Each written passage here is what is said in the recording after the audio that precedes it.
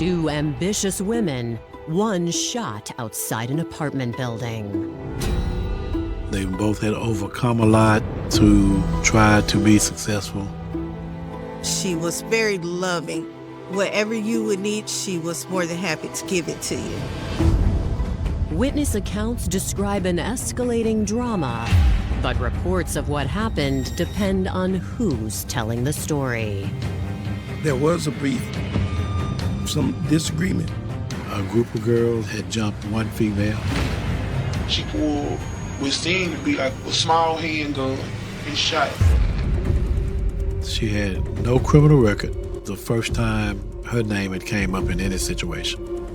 The aggression, the beat down, that would make anybody afraid.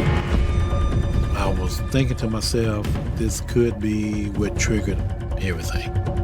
She showed her the small knife and said that she would use it to protect herself. And she claimed she had this gun for protection. You had supporters for both. I think it created a divide in the city, but she didn't deserve to die that way.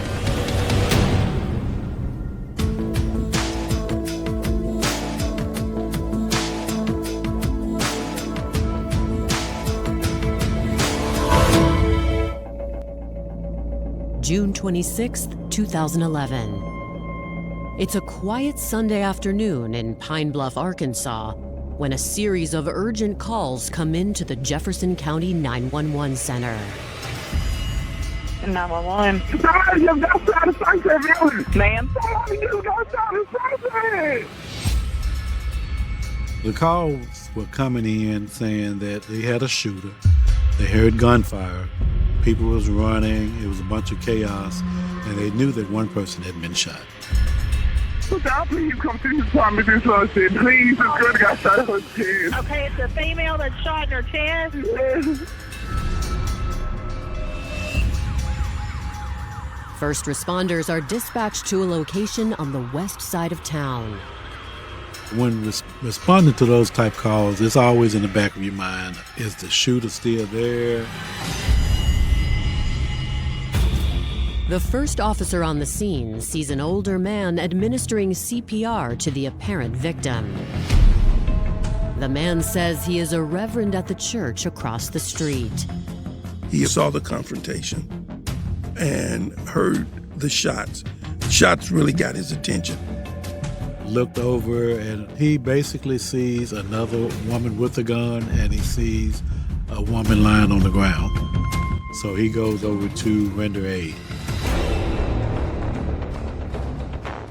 When I arrived, the scene was secure. EMT was giving attention to the young lady that was down. You could see the blood coming out of the shoulder area. She was not conscious. She was not talking. They was rendering aid and getting ready to load her up into the ambulance.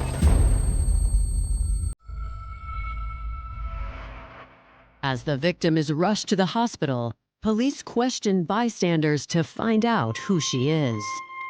We identified her through witnesses that had given her name as Vanessa Bearden. They were able to determine that she didn't live there. So part of their initial inquiry was to determine why she was there. The average citizen in Pine Bluff is not likely to be a victim of some random act of violence. We don't have home invasions with killing, drive-bys, and when we do, it's personal beef. It's not random. Vanessa Bearden had no criminal record, no run-ins with the law. So you want to know who, what, why, and how. Just how all of this materialized.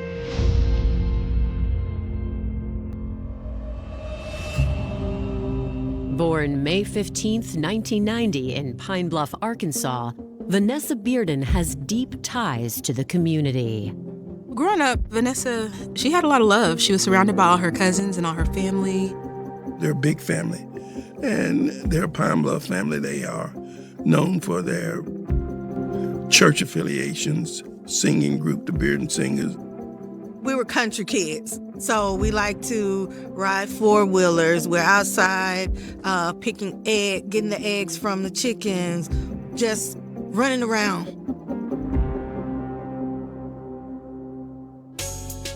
Everybody knew Vanessa, and she just had a really big personality. Vanessa was very loving. Whatever you would need, if you would ask Vanessa, Vanessa was more than happy to help you with it or give it to you. She sought justice. She wanted to make sure that everybody was treated the right way, treated fairly. In 2008, around the time Vanessa turned 18, the Bearden family faced a major challenge. Vanessa's father had been sick for a little bit, but when he passed away, it was still a very big shock to our family, especially to Vanessa. It was part of her support system that was no longer there, that was gone. I think it caused her to kind of reevaluate a little, take some things more seriously. She did grow. She became more mature. Vanessa did step up with helping me as well. So she would keep my children while I worked. That was about the same time where she met the father of her children and began a relationship with him. And she had 2 kids. Vanessa's mom is a nurse. A lot of our family, they are nurses. And she liked to care for people. So Vanessa wanted to go on to become a nurse. I think it probably made her a little bit sad her dad wasn't there to see that happen. Vanessa was the best mom ever. Their hair, shoes, everything was planned, everything was intentional because she loved those babies, and that was the way she showed her love. As happy as 19-year-old Vanessa was to be a mother, the hardships continued when her relationship with the father of her children ended.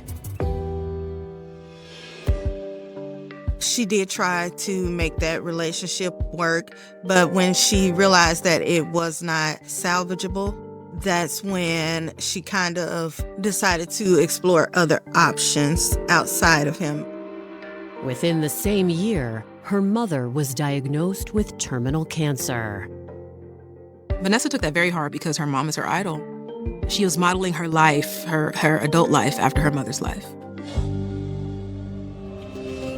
Her mother's battle inspired Vanessa to complete her training to become a certified nursing assistant as she raised her nearly 2-year-old daughter and 6-month-old son. She had just starting her job so that she could continue taking care of her family. And, she had a lot of positive things working out for her right then.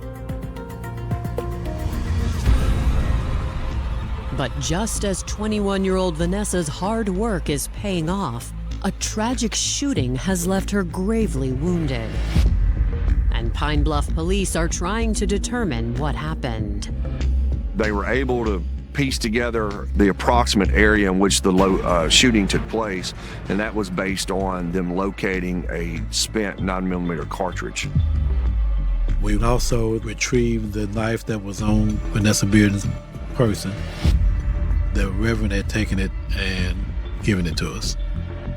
There wasn't any blood on it.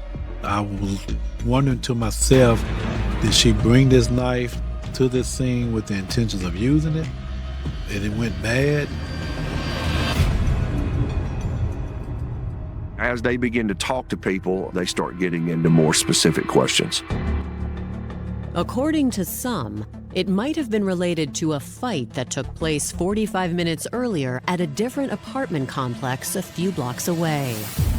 It was a group of college-age girls had jumped one female, and then you had a crowd of onlookers watching the fight.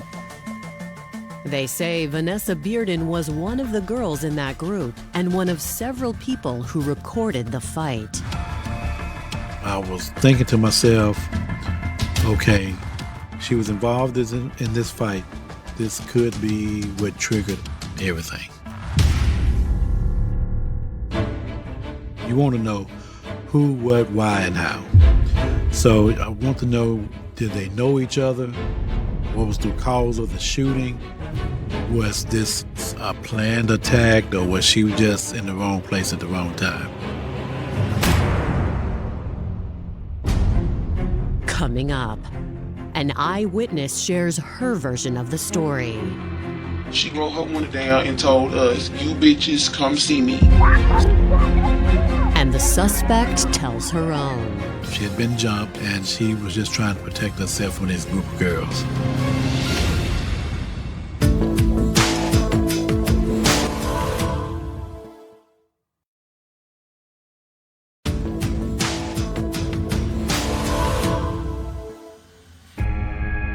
Detectives in Pine Bluff, Arkansas are investigating the shooting of 21-year-old Vanessa Bearden. And news of the tragedy has started to spread through the community. Another cousin called me and he asked me, did I hear anything about Vanessa being shot? And I told him no. So we all went to the hospital. We all met at the hospital. I remember sitting in the family room and the clergyman coming to pray with us. She's the baby cousin, and it's just not how it's supposed to go. At the scene, investigators have just learned about a fight between a group of women about 45 minutes before the shooting at another complex nearby. A young woman named Colby steps forward and tells them she knows who shot Vanessa. She identified herself and that Vanessa was a friend of hers. She said they witnessed the fight and partook in it. Colby agrees to come to the police station and give a formal statement. Could you tell me what happened today?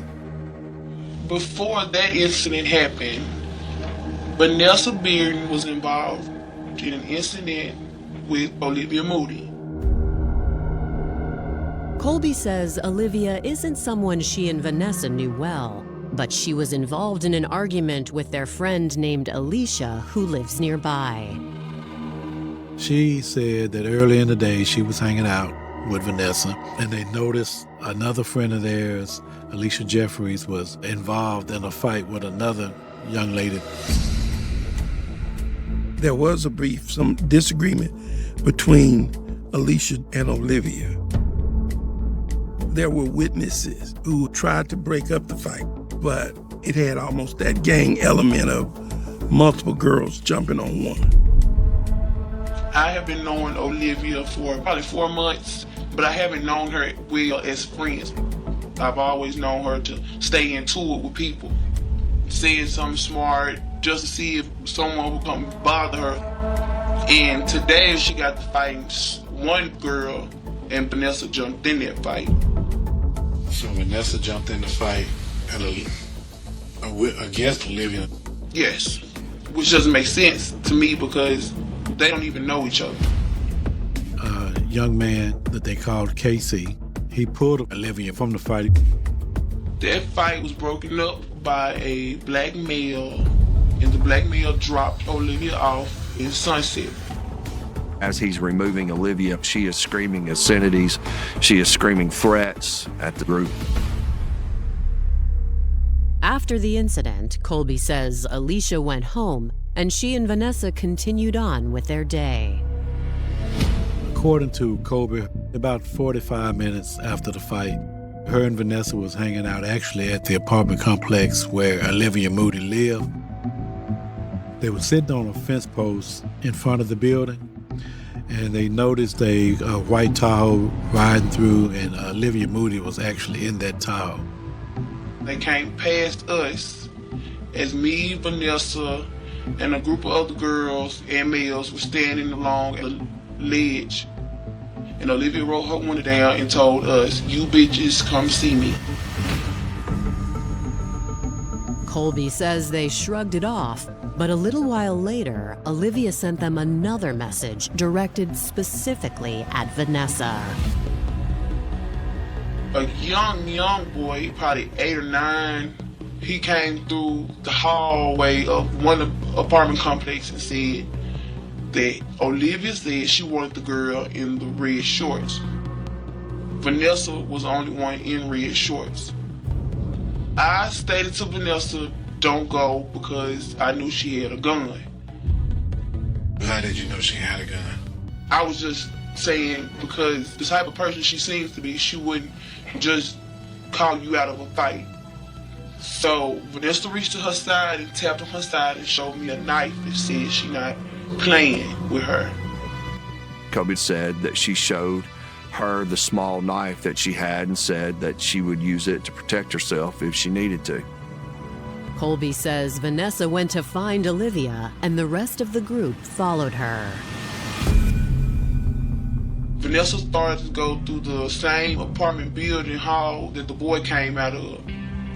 She got within 4 or 5 feet of the apartment, and I saw Olivia reach out from behind her pants and pull what seemed to be like a small handgun.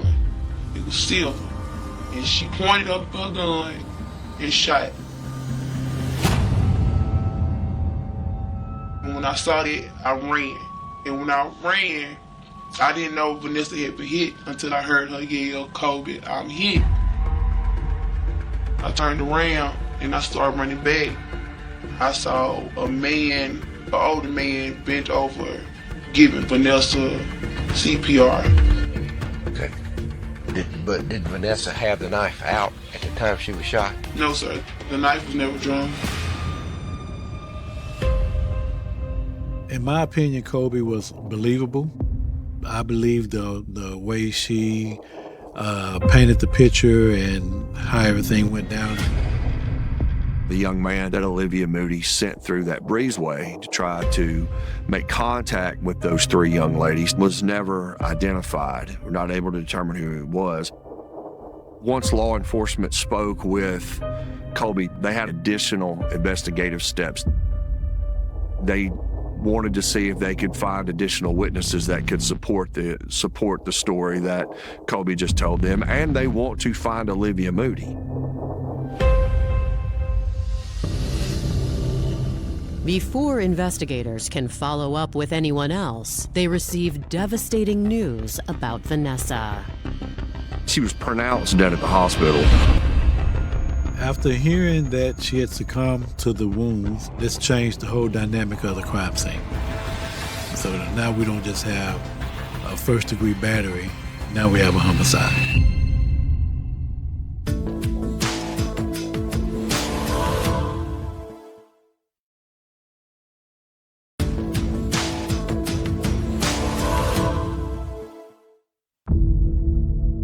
News of the fatal shooting of 21-year-old Vanessa Bearden has shaken the community of Pine Bluff, Arkansas. Family members gather at the hospital in mourning. When I found out she died, it hurt me. It hurt me deeply. And I hurt for my aunt, and I hurt for my cousins, because she played an integral part in their life. I was shocked when it happened because she's the baby cousin. I knew how much we were losing. And to us, she was not just another girl that got shot. When we went back to see her, they asked us not to touch her because it was a crime scene. And I think that had to be the hardest part for her mom and her sister. As Vanessa's loved ones try to make sense of the loss, detectives are following up on a suspect in the shooting. 20-year-old Olivia Moody. We come into the knowledge that she lives in a Sunset Village, so we was able to track her down there. We found no weapon at the scene, so we wasn't ruling out the fact that she may still be armed. We knock on the door and she answers. They obtained consent from Olivia to search her apartment. During the course of that search, they were not able to locate or did not locate the firearm that Olivia used to shoot Vanessa Bearden. We take Olivia back to the detective office, back to the station where she's Mirandized, and we talk to her further from there. Her demeanor was, I would say, calm, nonchalant. She admitted to the shooting, but she's saying that it was self-defense. Olivia confirms what Vanessa's friend Colby told police, that she was involved in an argument earlier that day with Alicia Jeffries. We find out this revolved around the fact that Alicia was now dating a young man that Olivia Moody used to date. And apparently that caused some friction between Olivia Moody and Alicia. They had come in contact as Olivia Moody was walking down the street.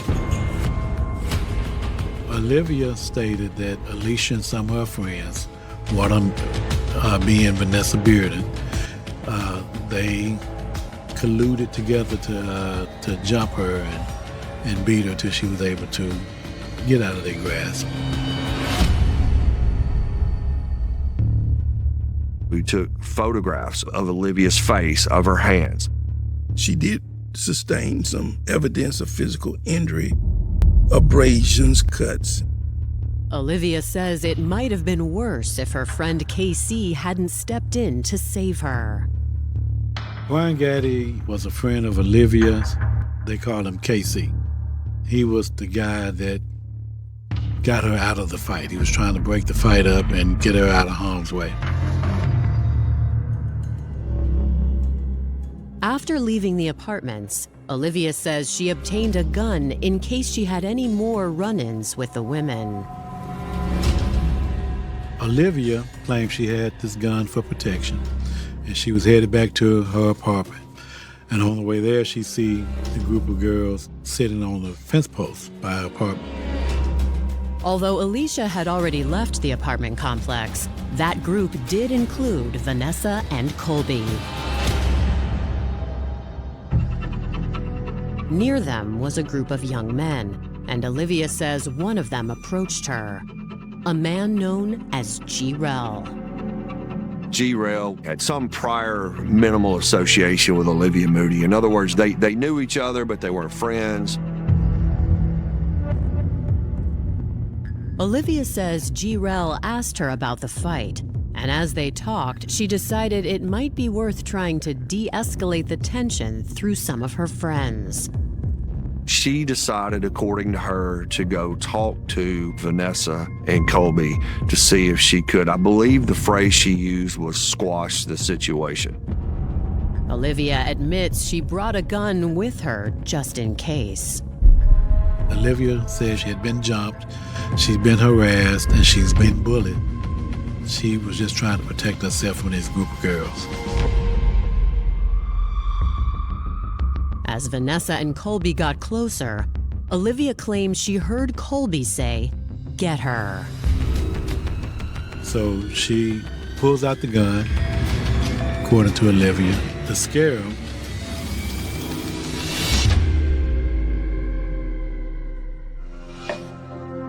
She admits that she shot the gun in the direction of Vanessa Bearden.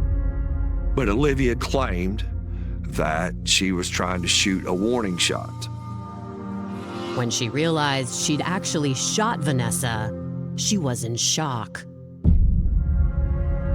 She just stood there near the body, and someone took the gun from her.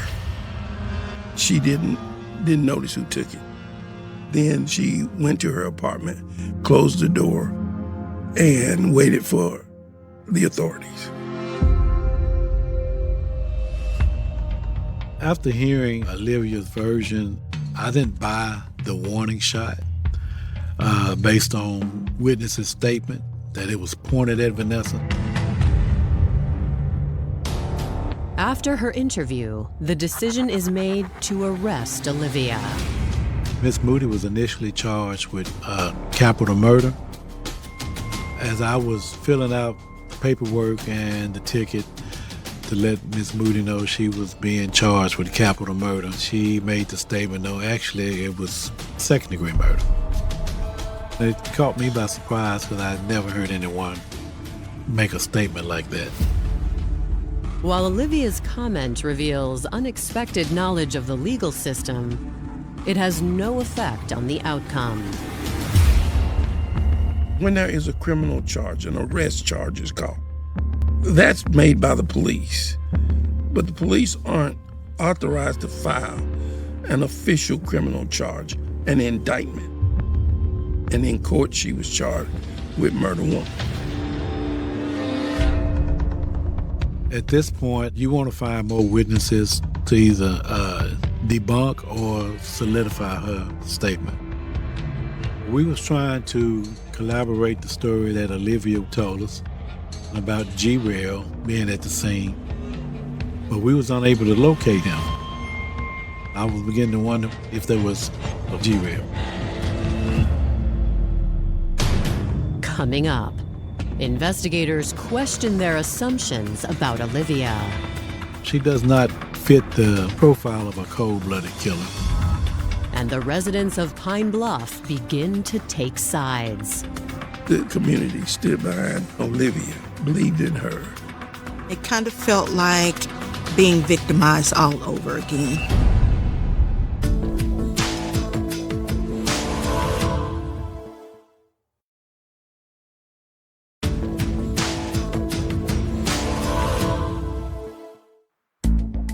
Just a few hours after the death of Vanessa Bearden, the young woman who shot her, Olivia Moody, is in police custody.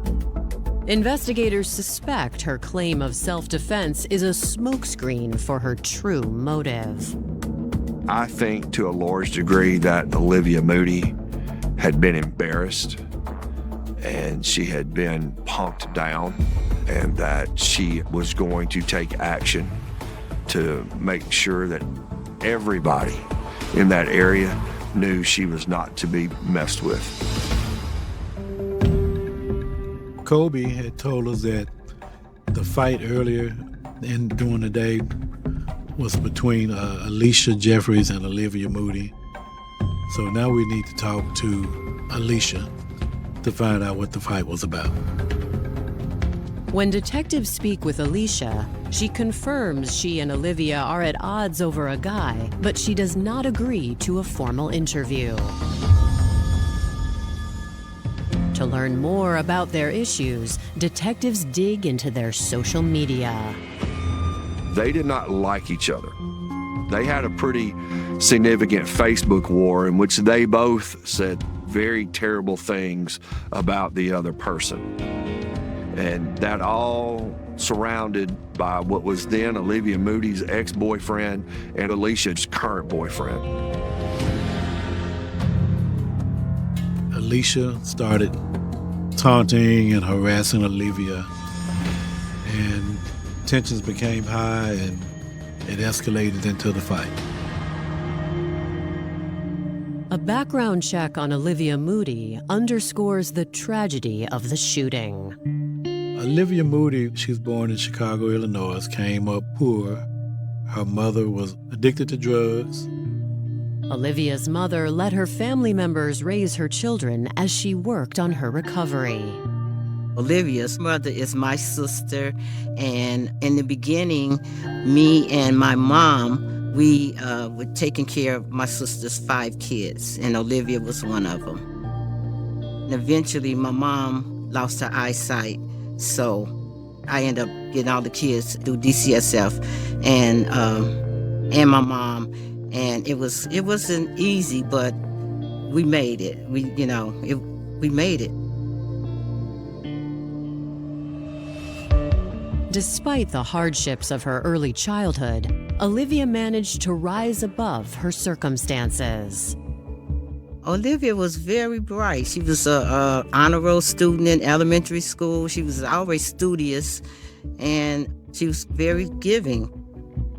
She was basically just a good kid. She didn't get in trouble. She went to school every day. She made good grades.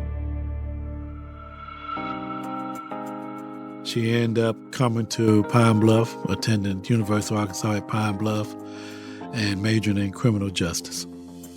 She would have been the first person in my immediate family that would have graduated with a college degree. So yeah, we was all proud of Olivia.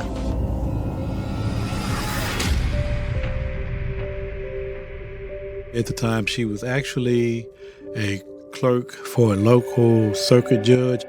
Knowing Olivia's background, she does not fit the profile of a cold-blooded killer. Detectives consider the possibility that Olivia has been telling them the truth about being harassed. But they need to determine why Vanessa was the one who ended up dead. Searching for clarity, they revisit the witness statements and discover a pivotal piece of evidence. Vanessa and Olivia didn't have any type of relationship. They didn't even know each other prior to that day. Vanessa did, however, video that altercation with her cell phone. The video of the fight, it shows all the people that was around watching it, and it shows Olivia getting jumped on. She's pretty much helpless, and it's hard to fight against that many attackers. I believe that Vanessa was at the wrong place at the wrong time. Vanessa wasn't the one that Olivia was into it with. She just happened to be there. But I think seeing those girls that had jumped on her, I think it triggered something in Olivia. But I feel like there was other avenues that Olivia could have taken before taking matters into her own hand.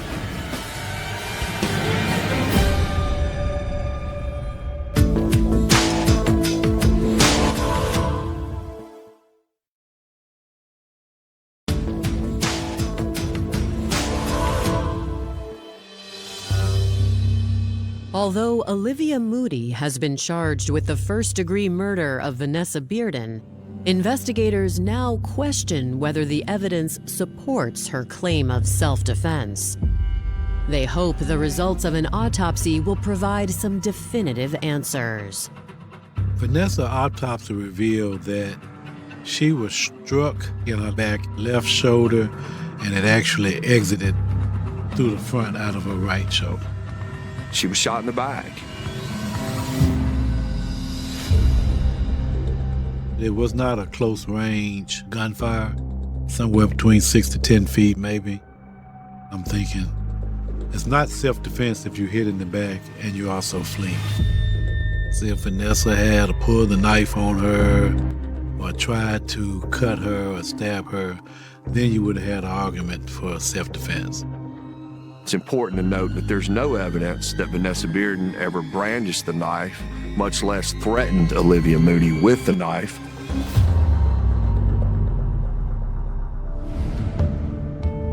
As the story of Vanessa's murder and Olivia's arrest spreads through the community, not everyone agrees about Olivia's guilt. I think it created a divide in the city because you had supporters for both, and you had a lot of anti-bullying sentiments that was brought about for Olivia, and you had people that felt like Vanessa didn't deserve to die that way. Olivia got to be the person that they looked at and said, oh, well, just because she went to college, it couldn't have been Olivia that did it. Vanessa had to have done something in order for Olivia to react like that. And it kind of felt like being victimized all over again. Olivia returns to college while investigators continue to build their case against her. Then, 3 months after Vanessa Bearden's death, a new witness emerges. An individual by the name of Gerald Allen, or Gerald Allen. He goes by the street name G-Rail. Olivia claimed this man witnessed the shooting firsthand, but police had never been able to find him. G-Rail, the one we was looking for, he surfaced. He's locked up in jail on drug charges. While he's incarcerated awaiting trial, he writes a letter to the prosecutor's office indicating that he has information. That letter's turned over to the Palma Police Department investigators, and they go interview Gorell Allen. G-Rail was a material witness for the government. This case was heavily dependent on eyewitness testimony as to what happened. G-Rail says that he sees Olivia shortly after the fight. Olivia entices G-Rail to try to talk to those three girls and get them to come have some type of interaction with her. Later on, G-Rail says he sees Olivia fires a shot from about 6 to 10 feet away, striking Vanessa.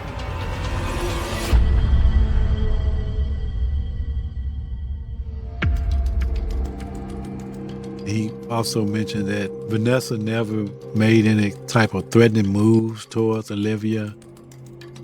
G-Rail did confirm that Olivia Moody shot Vanessa Bearden in the back, not only in the back, but as Vanessa Bearden was running away from Olivia Moody. However, he seems just as conflicted about the shooting as the community at large. G-Rail still believes that despite all that information, despite how everything played out, that Olivia still acted in self-defense. He maintained that, but he was incorrect. For prosecutors, the statement makes one thing abundantly clear. I have never believed that Olivia Moody was an inherently bad person. I believe Olivia Moody did an inherently bad thing.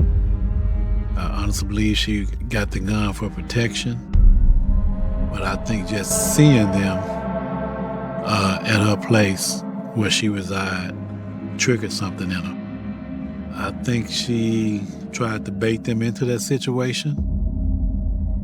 I don't believe she fired a warning shot.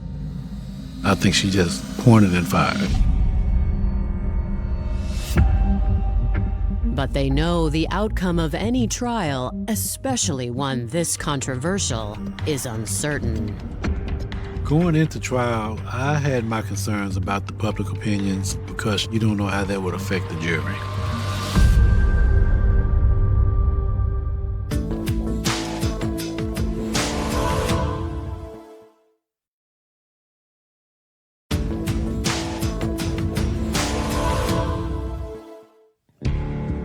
Nearly 1 year after Vanessa Bearden's death, the young woman who shot her, Olivia Moody, goes on trial for murder.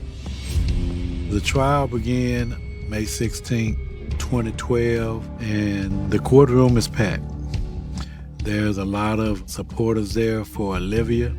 There's some supporters there for Vanessa. Our defense was self-defense. We tried to use the aggression, the beat down, that would make anybody afraid. She was protecting herself against further beat down.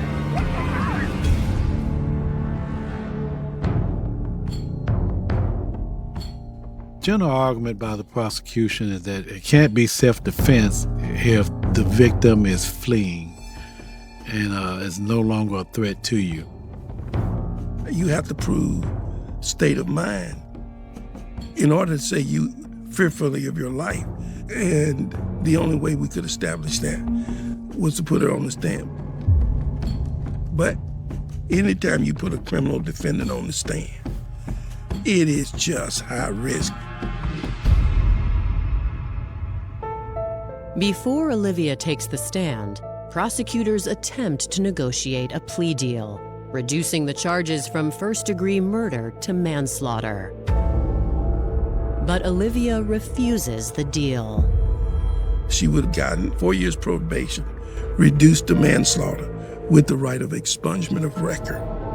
Had that happened, she would have been placed in a car that day with her family going back to Chicago.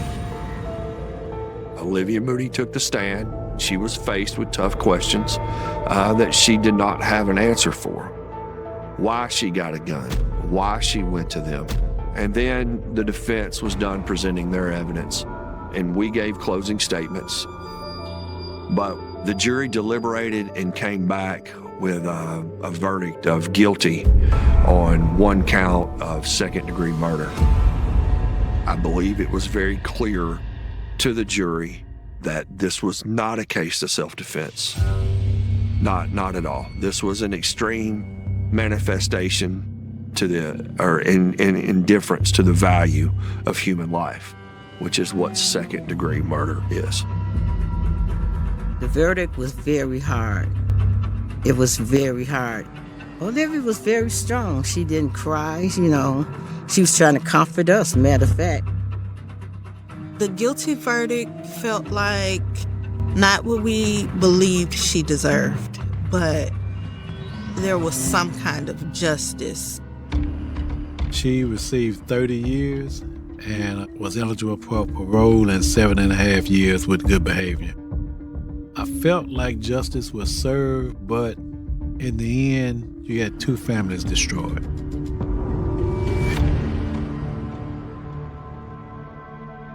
Vanessa and Olivia, they both come from rough backgrounds.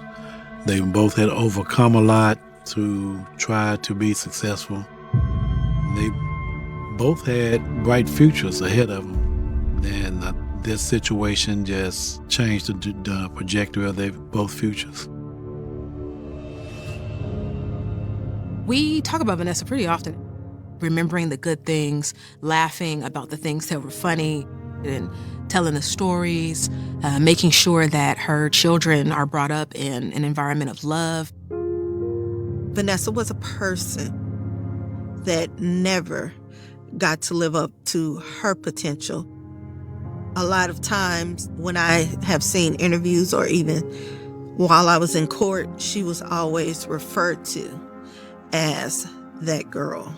But she's Vanessa to us. She's a mom. She's a sister. She's a daughter. She belongs to somebody. She's still here with us. She's still a person. We still believe that Vanessa should have been able to live her life peacefully.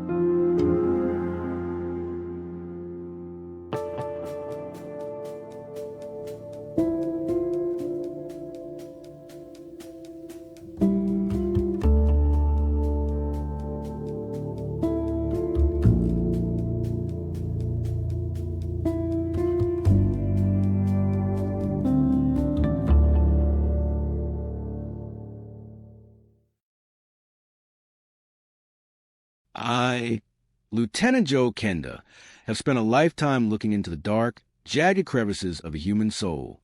I have seen the wreckage left behind by men who think they are clever, only to be undone by their own arrogance. My. You see, the thing about human beings is that they are creatures of habit, and their most predictable habit is stupidity. They believe they can craft a perfect lie, stitch it together with half-truths, and walk away clean. They are almost always wrong. I tell you, this case involving Nick Cordova is a textbook study in the banality of evil and the pathetic, clumsy attempt of a man trying to outrun his own shadow. Listen close. Nick Cordova was a man who worked for a living, a man who built something with his own 2 hands. He was a father, a husband, and by all accounts, a man who understood the weight of responsibility. Then you have his partner, David Sweetman. Now, whenever you hear the term partner in my line of work, your ears should perk up. It is often the closest proximity to the person who wants to see you erased. Sweetman was a man who seemed to view life as a ledger where he was always entitled to more than he earned. He was a man with a past, a history of playing fast and loose with the rules, and a deep-seated obsession with money that outweighed any human connection. The timeline is a jagged line of inconsistencies. You have a man, Nick, shot in the head, his life extinguished in an instant while his wife and children watch the horror unfold on a screen. Think about the cruelty of that. A modern tragedy played out in real time. Then there is Sweetman, acting the part of the distraught partner, pacing, hysterical, handing over a gun as if he were presenting a peace offering. It is a performance, one that lacks a conviction of true grief. And the lies, they just pile up like snow in an alleyway. He says he gave his money to the intruders. Then the police find $1,000 in his pocket. He says he was knocked unconscious, yet he manages to move around, to play the victim, all while the truth is screaming from the floor where his partner lay bleeding. I look at the victim, Nick, and I see a man who sensed a cold breath of betrayal on his neck. He knew.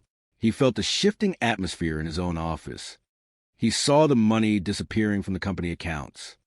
He saw the man he trusted becoming a stranger, a predator. He was terrified, and he was right to be. And then there's the perpetrator, hiding behind a narrative of two random men in masks. A robbery gone wrong, a story so thin you could read a newspaper through it. Why the empty box of Freon? Why the stage struggle? It is the work of an amateur who thinks he is a mastermind. He played his hand, but he played it with the shaking fingers of a man who knows he is already lost. The police work in this case leaves a bitter taste in my mouth. It is a slow, agonizing process, often hindered by the very bureaucracy that is supposed to facilitate justice. When a man is killed in such a fashion, every second, every shred of evidence, every inconsistency must be squeezed for the truth. When you have a partner who is already under a cloud of suspicion, who has a history of deceit, and who stands to benefit financially from a death, you do not let him walk away because of a grainy video. You hold him. You break him.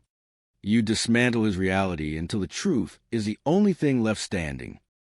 I have spent my years in rooms with men just like Sweetman. They are all the same. They possess a profound contempt for the truth and a childish belief that they are the smartest person in the room. But they always crack. It is just a matter of time and pressure. The tragedy here is not just that Nick is gone, but that the wheels of justice are spinning in the mud, stalling while a family waits for an answer that should have been provided years ago. It is a failure of resolve. It is a failure of the spirit. And I tell you, it haunts me, because I know that in the silence between the questions and the answers, the truth is just waiting to be pulled into the light. It is time they stop looking at the shadows and start looking at the man holding the candle. Human beings are strange creatures. They kill for the most ridiculous reasons you can imagine, but every now and then, you encounter a story that makes you question the very fabric of the system designed to protect us. My. Today we look at the death of Laura Sweetman. I tell you, this one makes my blood run cold, not just because of the act, but because of the apathy that followed. You have to be kidding me. When you look into the mind of a predator like David Sweetman, you are looking at a master manipulator. He spent years building a facade of an all-American family, a varsity football player turned businessman, while underneath, he was rotting away with narcissism and a deep need for control. He did not just want a wife. He wanted an extension of himself that he could break down and reshape. He belittled her, he lied, he kept secrets, and when she finally found the courage to see him for what he was, his world of control began to crumble, and a narcissist does not handle loss of control well. Laura, on the other hand, was living a nightmare. Imagine being a brilliant pediatric neurologist, saving children every single day, yet feeling utterly trapped in your own living room. Her internal world was a shattered mirror. She went from being a woman with no confidence to a woman who started to find her strength, only to have her wings clipped by a man who threatened to destroy her existence. She was afraid, and that fear was not imaginary. It was a survival instinct that she was finally listening to. She planned her escape. She secured her life. But the predator was already one step ahead, or so he thought. When she was found in that bathtub, unresponsive, with the water calm and the scene staged, it was the final insult to her memory. The authorities, they looked at this. They saw a woman with a clean toxicology report. They saw a history of what they called a heart attack that left no physical trace, and they folded their hands. They called it undetermined. Undetermined. That is just a polite word for lazy. You have people with checkered pasts, like a medical examiner who lets children touch human brains, and a lab director with a conviction for grand theft, handling the evidence of a woman life. It is not just incompetence. It is a moral failure. They looked at a woman who was screaming for help through her actions, through her orders of protection, through her desperate calls, and they chose to look the other way because it was easier, it was cheaper, it was faster to close the book on Laura Sweetman than to open the door to the ugly truth. They treated her case like a discarded piece of paper, and in doing so, they gave her killer the ultimate victory. They allowed him to walk free, to continue his life, while Laura was left in silence. We are talking about a woman who wore colorful clothes to her own funeral because she was vibrant, because she was full of life, and yet the system treated her like an afterthought. I tell you, justice is not a gift that is handed out. It is something that must be fought for, and the failure of the police department to truly investigate this, to dig into the lives of the men she was seeing, to look past the stage scene, is a stain that will not wash away easily. We must remember her not as a victim of a system, but as a woman who fought until the very end. And it is our responsibility to make sure her voice is finally heard, because if we do not, who will? You see, human beings are strange creatures. They commit atrocity for reasons so trivial, so utterly mundane, that it makes you want to hang your head in shame for the human race. And then you have a case like Stephanie Casper, a beautiful 18-year-old girl standing on the precipice of adulthood, full of life, full of promise, only to have her future snatched away in the blink of an eye. I tell you, it makes me sick. You have to be kidding me if you think this was just a crime of passion or some random act of violence. No, this was methodical. This was calculated. This was the work of a predator who treated a human life as if it were nothing more than garbage to be discarded by a riverbank. Let us sit here for a moment and look at the facts. We are talking about the summer of 1969. A simpler time, they say, but evil does not care about the calendar. Stephanie was working her shift at the restaurant, minding her own business, and then she simply vanished. She walked out that door, and she never came back. When they found her, scattered in pieces, it told me everything I needed to know about the person who did this. This was not a panic killer. This was someone with skill, someone with patience, and someone with a terrifying amount of time. You do not dismember a body like that unless you are cold, calculated, and entirely detached from the humanity of your victim. Look at the victims, the ones who are no longer here to speak for themselves. Stephanie was a kind girl. She had secrets, yes, but her secret was just that she loved the wrong person according to the narrow minds of her time. She was kind to the neighborhood children. She looked out for others. She was a daughter who had dreams. She was human in every way that the monster who took her was not. And the monster? Well, look at the suspects. You have a boyfriend who is just an easy target because of the color of his skin, a father being whispered about because of some sick rumor, a coworker who tells tales of Hawaii, and others who leave trails of broken lives in their wake. Everyone has a story, but only one of them is a truth. I have spent my life looking into the eyes of men who think they are smarter than the law. I have seen the way they squirm when the logic of their lives begins to fall apart. You see, the evidence tells a story if you are patient enough to listen. The newspaper, the cigarette butts, the clothing, the way the body was treated. These are not just items. They are footprints left behind by a coward who thought he could hide in the shadows of the woods. The fact that the killer was moving across counties, dropping pieces of a young girl's life along the way like he was taking out the trash, tells me he knew the area. He felt comfortable there. He owned those back roads. People ask me, Kenda, how do you handle it? How do you look at the aftermath of such brutality and keep going? I tell them, you do it for the victims. You do it because they cannot ask for justice themselves. Stephanie Casper deserved to see her 19th birthday. She deserved to fall in love, to grow old, to have a life. Instead, she became a case file, a cold, hard string of evidence for detectives to sift through for decades. It is a tragedy of the highest order.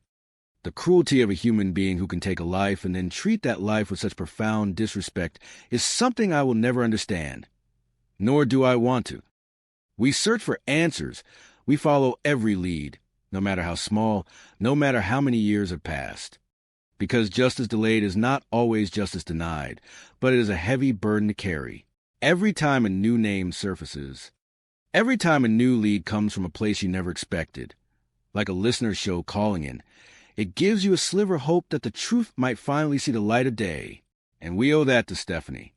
We owe it to every family that has had to live with the hollow ache of an unsolved murder sitting at their dinner table for 50 years. Conscience is a heavy thing, my friend, and sooner or later, the truth has a way of finding its way to the surface, just like those remains by the river. It is just a matter of who is standing there to finally see it, inherit his entire, substantial fortune. Ultimately, the judge hands down a stern sentence. 53-year-old Lana Clayton is sentenced to serve 25 hard years in the state prison system, though she never formally admits that her direct intention was murder. The undeniable facts and a resolute judgment of the court speak for themselves. The family feels that no amount of time could ever truly compensate for the magnificent life that was stolen from them. The profound thought process, the chilling charade she maintained, and the methodical nature of the crime solidify their view of her actions. Yet, amidst the chilling details of the crime, the family acknowledges a profound, sobering truth. If not for their relentless, loving persistence, the truth would have remained buried forever. If they had not vehemently demanded a thorough autopsy, the initial, tragic ruling of natural heart failure would have stood permanently. The quiet, grieving widow act would have worked flawlessly.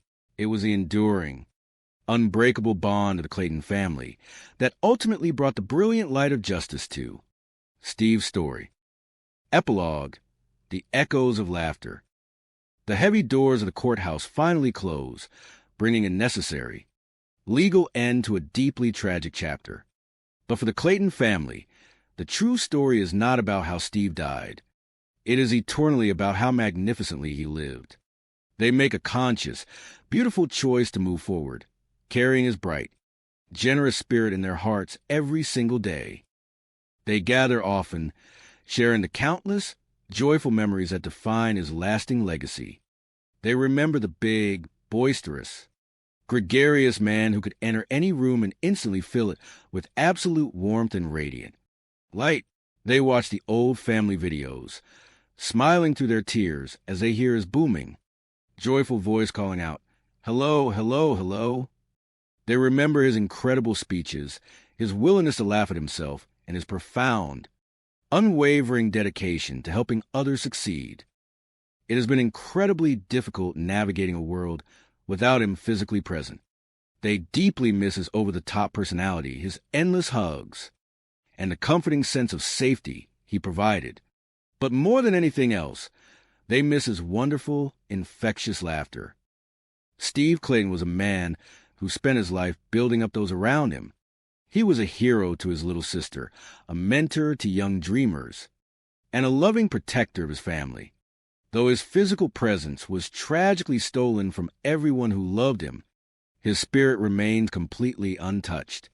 Through the enduring love of his family, the countless lives he positively impacted, and the beautiful memories that continue to inspire them, Steve's incredible, generous heart continues to beat on, reminding them all to cherish every moment, to seek the truth, and to always, always choose love. This is the story of a successful and generous businessman who met a nurse with a heart he believed was as big as his own. He struck those around him as larger than life, a man whose presence could fill a room with warmth and laughter. When he fell head over heels, he could not hide the feelings he had for her. He was very much in love, but when a mysterious sickness consumed their marriage, his family knew there was something very wrong. This is a tale of love, family intuition, the pursuit of truth, an enduring legacy of a good man. It was March 10th, 2007, in Miami, Florida. The sun was shining brightly, marking a big day for the bride, Rosemary Clayton, and her entire family. She was finally marrying her love, William Leslie. Standing proudly beside her was her oldest brother, 52-year-old Steve Clayton, ready to walk her down the aisle. Just 11 months prior to the wedding, The family had lost their beloved father. Rosemary, known affectionately as Rosie, had asked her brother if he would step in. Naturally, there were a lot of tears, but they were tears of deep affection. Rosie could not imagine anybody else standing in place of her dad. When the minister asked who gave this woman to be married to this man, Steve replied with profound grace that he did, in the loving memory of their father. It was incredibly sentimental to be gathered at an event so special where their dad was not physically present, yet his spirit was felt through Steve. With their father having passed away, Steve became the definitive head of the family. Even though he had never had children of his own at that point, he had always been a steadfast father figure to his siblings. When their father and mother were married, Steve was just a toddler of 2 or 3 years old. He grew up with 4 sisters, with Rosie being the youngest, because he was 10 years older than her. There was never a moment in Rosie's life when Steve was not present. Steve was her big brother, her protector, and her hero. He was everything a little girl would want in an older sibling. In his youth, he played football and wrestled in high school, athletic pursuits that made him seem even bigger than life to his youngest sister. Following high school, Steve graduated from college with a degree in finance. He quickly matured into a shrewd, highly capable businessman. Along with a partner, Steve started a company called Physical Therapy Resources. Through hard work and brilliant strategy, it eventually became a national enterprise with physical therapy centers located all over the country. Despite his massive success, Steve remained remarkably grounded. He eventually sold his interest in his business. From that point forward, he was essentially retired. His lifelong goal had been to retire at the age of 40. He missed that ambitious target by merely 1 year, officially retiring when he was 41. Selling his business freed Steve to do exactly what he wanted to do. And what he wanted to do most was give back to the world. He became an inspiring mentor to a large group of young men, helping them start up their own businesses, or guiding them as they figured out what direction they wanted their lives to take. Steve was extremely generous, not only with his financial resources, but more importantly, with his time. Above all else, Steve always had time for his family. At Rosie's wedding reception, Steve's good humor made him the life and soul of the celebration. He was always the first person to stand up and give a toast. He spoke entirely off the cuff, his words flowing straight from the heart. He joked with the groom, thanking William for making his sister so incredibly happy. But Steve was never one to hide his deeper emotions. He shared how their father had told him, shortly before passing, to take care of his sister and honor her. After the heartfelt speeches, Steve stepped up for the traditional father and daughter dance. Before the music even started, Steve arranged a deeply powerful surprise.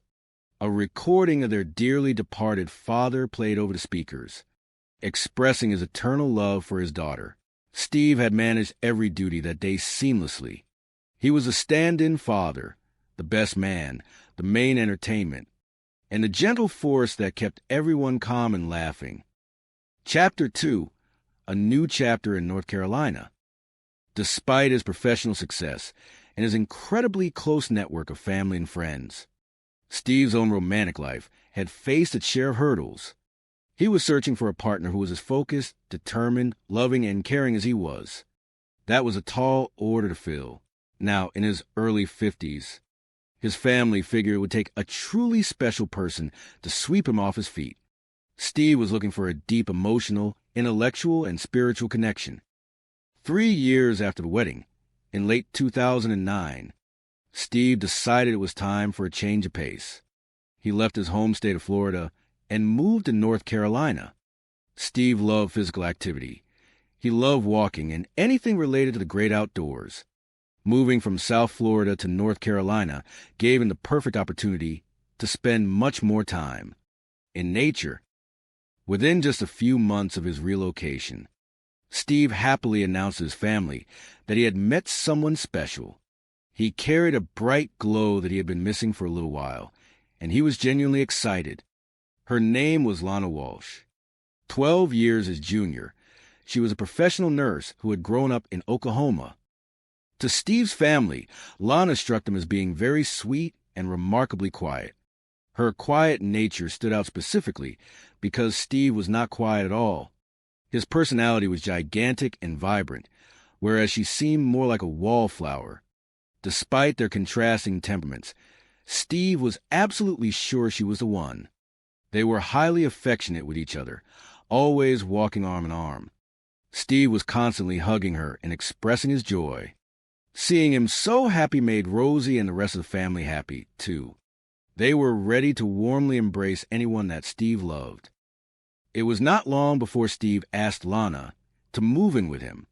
He persuaded her to join him in Charlotte, using his natural charm and convincing nature. Together, they added some joyous new additions to their growing family. The first dog they adopted was an Italian greyhound named Guinness. They fell in love with the breed and soon brought home a second dog named Sadie. With Lana, Steve truly felt he had found his missing piece. He affectionately referred to her as his Lana Sue. He was very much in love, and his family felt that he had found a wonderful sense of peace and grounding with her. Steve Clayton had come to North Carolina looking for a fresh start, and he had found a whole new future. It was a lovely day in November 2013 when Steve and Lana finally tied the knot. Many family members traveled to North Carolina to share in the joy of the day. The wedding took place right at their home in Charlotte. It was a beautiful event where the love between the bride and groom was absolutely beaming. Chapter 3. The Lake House Dream. Soon after their wedding, the happy couple decided to relocate to what they considered their forever home. They moved just over the border into South Carolina, settling on the picturesque banks of Lake Wylie. The property was like something straight out of a postcard. It featured a gorgeous ocean blue home sitting on a beautiful piece of lakefront land. They enthusiastically set about refurbishing their new residence, decorating the space with Steve's cherished collection of artworks and antiques.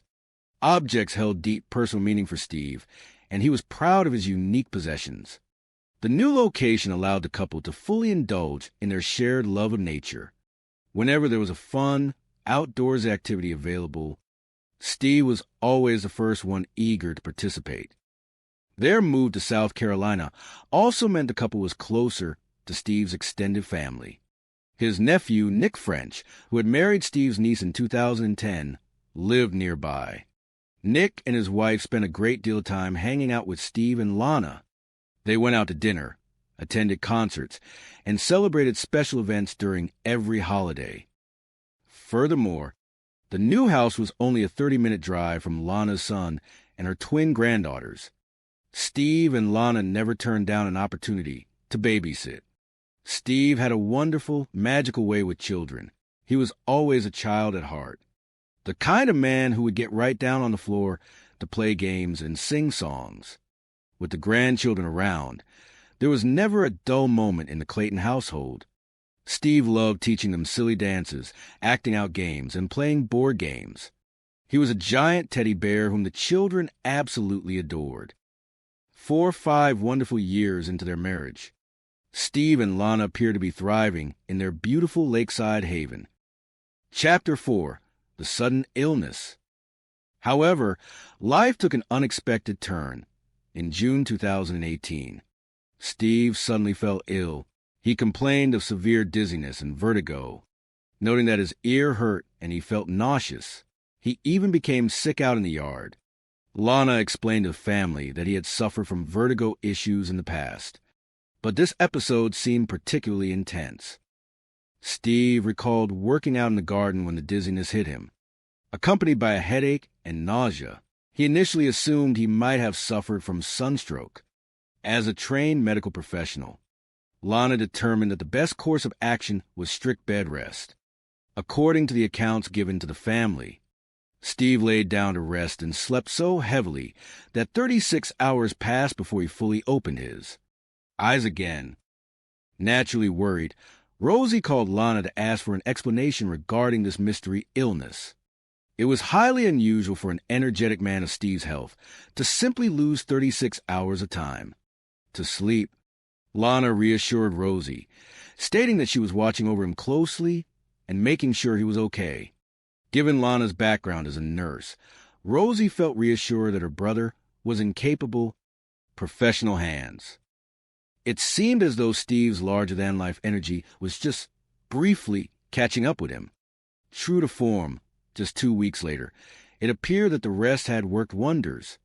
Steve was back to his vibrant old self, enthusiastically throwing a magnificent party for the 4th of July. The gathering was just as spectacular as every other event he had hosted. He was his normal affectionate self, dancing joyfully with Lana and ensuring everybody had a fantastic time. Looking at them, completely in love and surrounded by friends, no one doubted that their lives together would continue to be long and deeply happy. Chapter 5. The Unthinkable Loss. Tragedy struck on July 21st, 2018. A distress call was placed to the York County 911 dispatch. When police units arrived at the magnificent Lake Wiley home, the responding officer, Sergeant Day, activated his body camera. The footage captured a heartbreaking scene. Right at the bottom of the grand staircase, near the front door, lay Steve Clayton. Unfortunately, he had already passed away. The house was quiet, save for the low voices of the responders and the sound of Lana Clayton crying just around the corner, appearing utterly distraught. Sergeant Day approached Lana gently to find out what had happened. Lana explained that Steve had been suffering from severe dizziness for 2 days, an extreme bout of vertigo. She claimed that she had found him that morning when he stood up, became intensely dizzy, and collapsed. She told the officer she had been outside quickly mowing the lawn, and when she came back inside, she found that he had fallen down the stairs. Despite her medical training, Lana stated she was unable to render aid because she panicked upon realizing there was nothing she could do. She then ran outside to flag down a passing motorcyclist to call for emergency services. The news spread quickly. Nephew Nick French, who was on duty as a police officer in a neighboring jurisdiction, received a frantic call from his mother. The sheer disbelief washed over him. He rushed to the house as quickly as he could, his mind racing with questions of how and why this could have happened.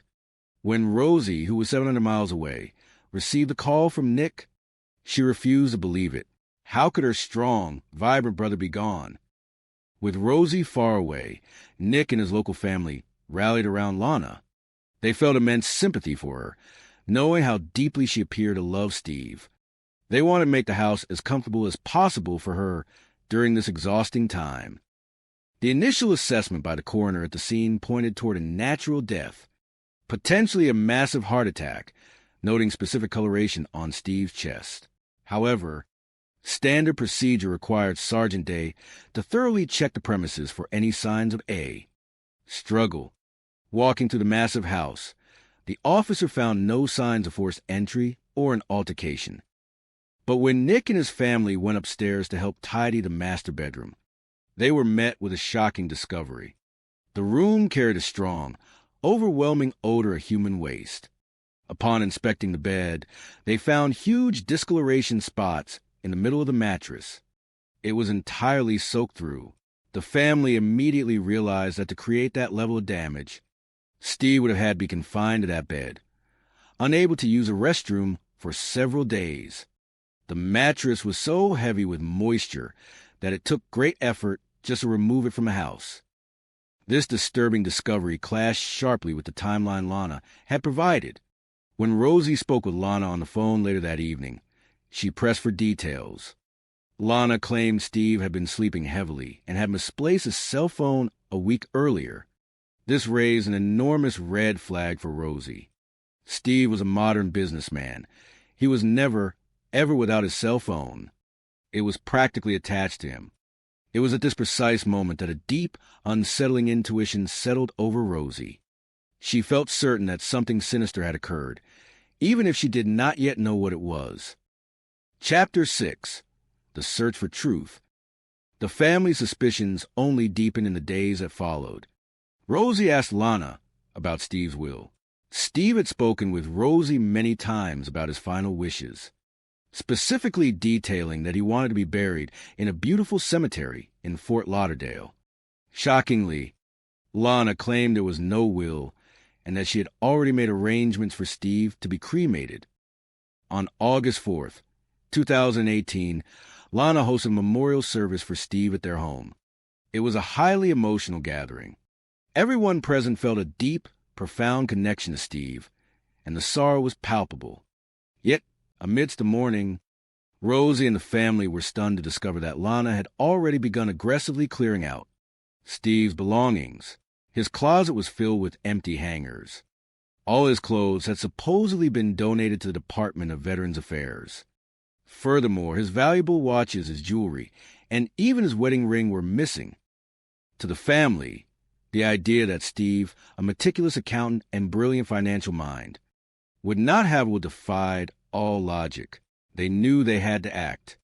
The family unified and contacted the medical examiner's office, urgently requesting that an autopsy and a full toxicology screen be performed before any cremation could take place. The medical examiner agreed. Detective Motes of the York County Sheriff's Office was notified of the family's strong suspicions. While the initial physical autopsy still pointed toward a likely heart attack, the true answers lay hidden at the microscopic level. They had to wait agonizing weeks for the toxicologist's report to return. The family waited on pins and needles, trusting their intuition that the truth would eventually come to light. When the toxicology report finally arrived, it was a revelation of medical science.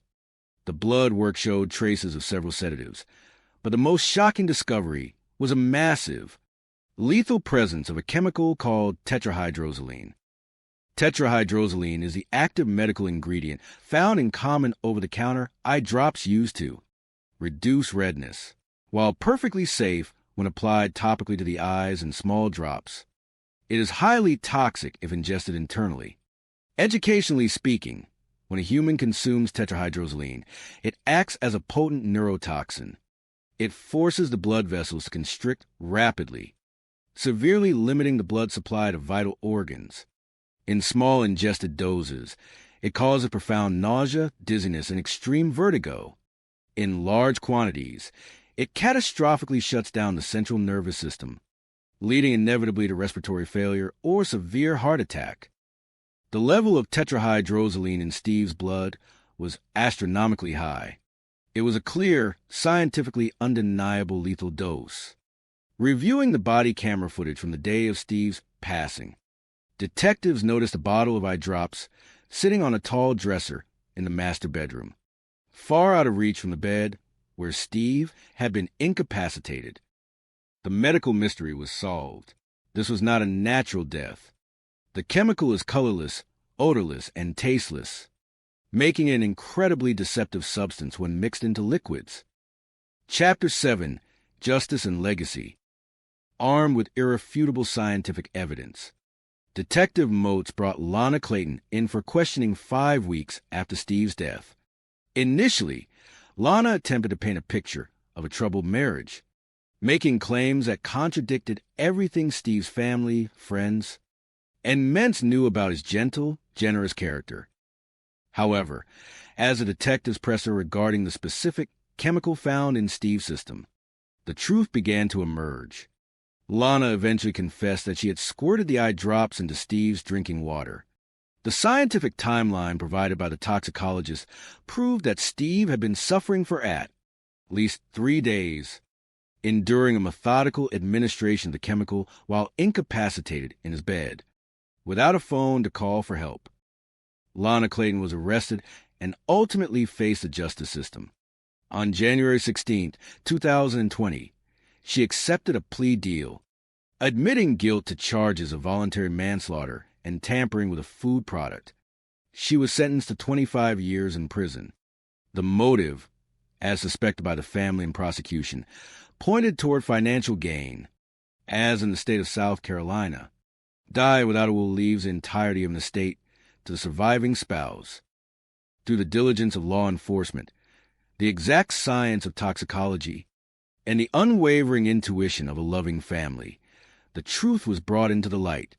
Had it not been for the family demanding an autopsy, the deceptive nature of the chemical might have allowed the crime to go completely undetected. While the loss of Steve Clayton was a profound tragedy, his family chose to focus on the magnificent life he lived rather than the circumstances of his.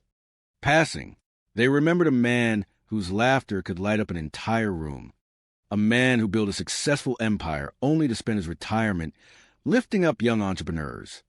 They remembered the wonderful big brother who stepped in to walk his sister down the aisle, the playful uncle who spun children around the living room, and the generous soul who always had time for everyone he loved. Steve's life became a testament to the power of family bonds and the enduring nature of genuine goodness. Though his voice was missed at family gatherings, the lessons he taught, the businesses he helped build, and the profound love he shared with his siblings and friends continued to resonate. The story of Steve Clayton stands as an inspiring reminder to cherish every moment with loved ones, to live generously, and to always trust a powerful, protective bond of family. This is the story of a successful and generous businessman, a man who greeted the world with a booming, joyful, "Hello, hello, hello."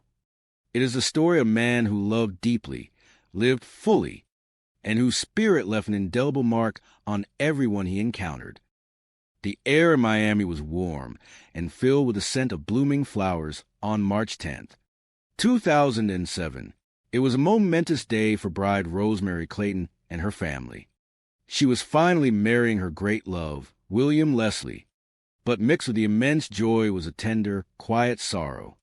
Just 11 months prior to the wedding, the Clayton family had lost their beloved father. In his absence, Rosemary, known affectionately as Rosie to her family, turned to the one person who had always been her rock, her oldest brother, 52-year-old Steve Clayton. Steve was a man larger than life. When their father and mother were married, Steve was just about 2 or 3 years old. He grew up in a bustling household with 4 sisters, with Rosie being the youngest, because he was 10 years older than her. There was never a moment in Rosie's life when Steve was not there. He was her big brother, and in every sense of the word, he was her hero. He was everything a little girl would want in an older sibling. He played football, he wrestled in high school, and his physical presence matched his massive, protective heart. When Rosie asked him to step in for their father and walk her down the aisle, there was, of course, a lot of tears. She could not imagine anybody else standing in place for their dad. As they walked down the aisle together, the officiant asked the traditional question, "Who gives this woman to be married to this man?" Steve, his voice thick with emotion but steady with pride, answered, "I do, in the memory of my father." It was a deeply sentimental gathering, a beautiful merging of 2 families on a day where their patriarch was physically absent, yet entirely present in spirit. With their father's passing, Steve had naturally become the head of the family. Even though he had never had children of his own at that point, he had always been a father figure to his siblings. At the reception, Steve's legendary good humor made him the life and soul of the occasion. Whenever there was a clinking of glasses, Steve was always the first man to stand up and give a toast. He grabbed the microphone, beaming at the crowd. "Hello, hello, hello," he cheered, drawing laughter from the guests. He always spoke ad-lib, straight from the heart. "This is my way of getting away from the emotional stuff," he joked, pointing playfully at the groom. "William, thank you so much. I am not going to look at you. Thank you so much for making my sister so happy." Then his voice softened. Steve was never one to hide his emotions. "My dad told me, before he passed, to take care of my sister, to honor you, and he loved you very much." He paused, wiping a tear before chuckling. "I have to get serious here. All right. I am cool. All right. You guys are great companions. You are great partners.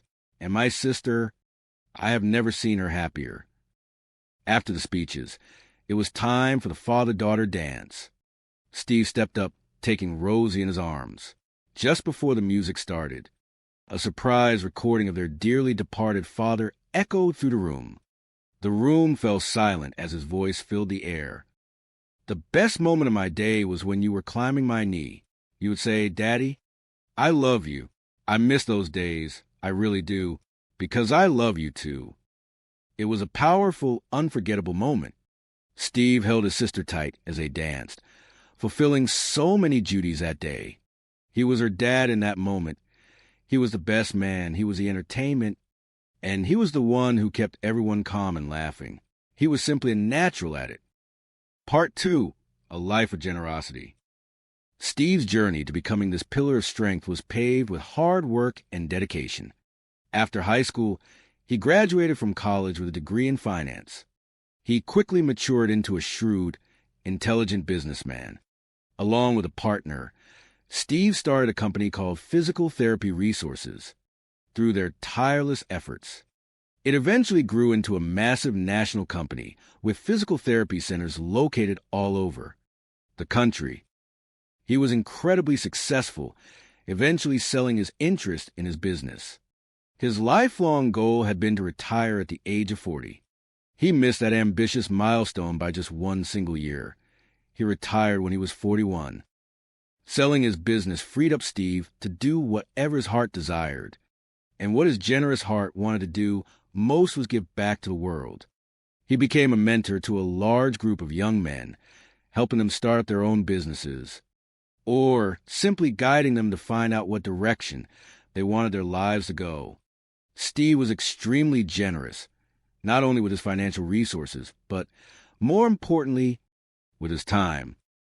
Despite his massive success and his incredibly close network of family and friends, Steve's own romantic life had been somewhat rocky. He was a man who looked for a partner who was as focused, determined, loving, and caring as he was.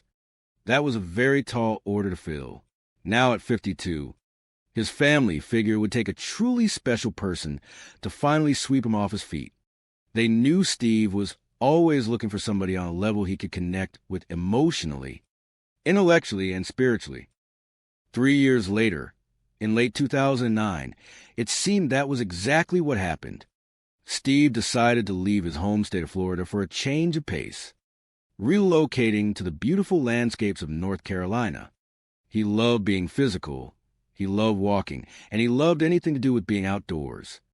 The move gave him the opportunity to embrace nature and start a fresh chapter. Within just a few months of settling in, Steve joyfully announced to his family that he had met someone special. When his family saw him, he seemed to have a radiant glow that had been missing for a little while. He was truly excited. Her name was Lana Walsh. 12 years his junior, she was a nurse who had grown up in Oklahoma. When Rosie met her, Lana struck her as being very sweet. She was very quiet, but very sweet and nice. This quiet nature stood out starkly because Steve was not quiet at all. His personality was gigantic, while Lana was more reserved, almost like a wallflower. Despite their obvious differences, Steve was absolutely sure she was the one. They were wonderfully affectionate with each other, always walking arm in arm. Steve was always hugging her, squeezing her, and kissing her. Seeing her brother so in love made Rosie incredibly happy. She decided that anyone her brother loved, she was going to embrace with open arms. It was not long before Steve asked Lana to move in with him. He persuaded her to come to Charlotte, and as his family knew well, Steve could be very convincing.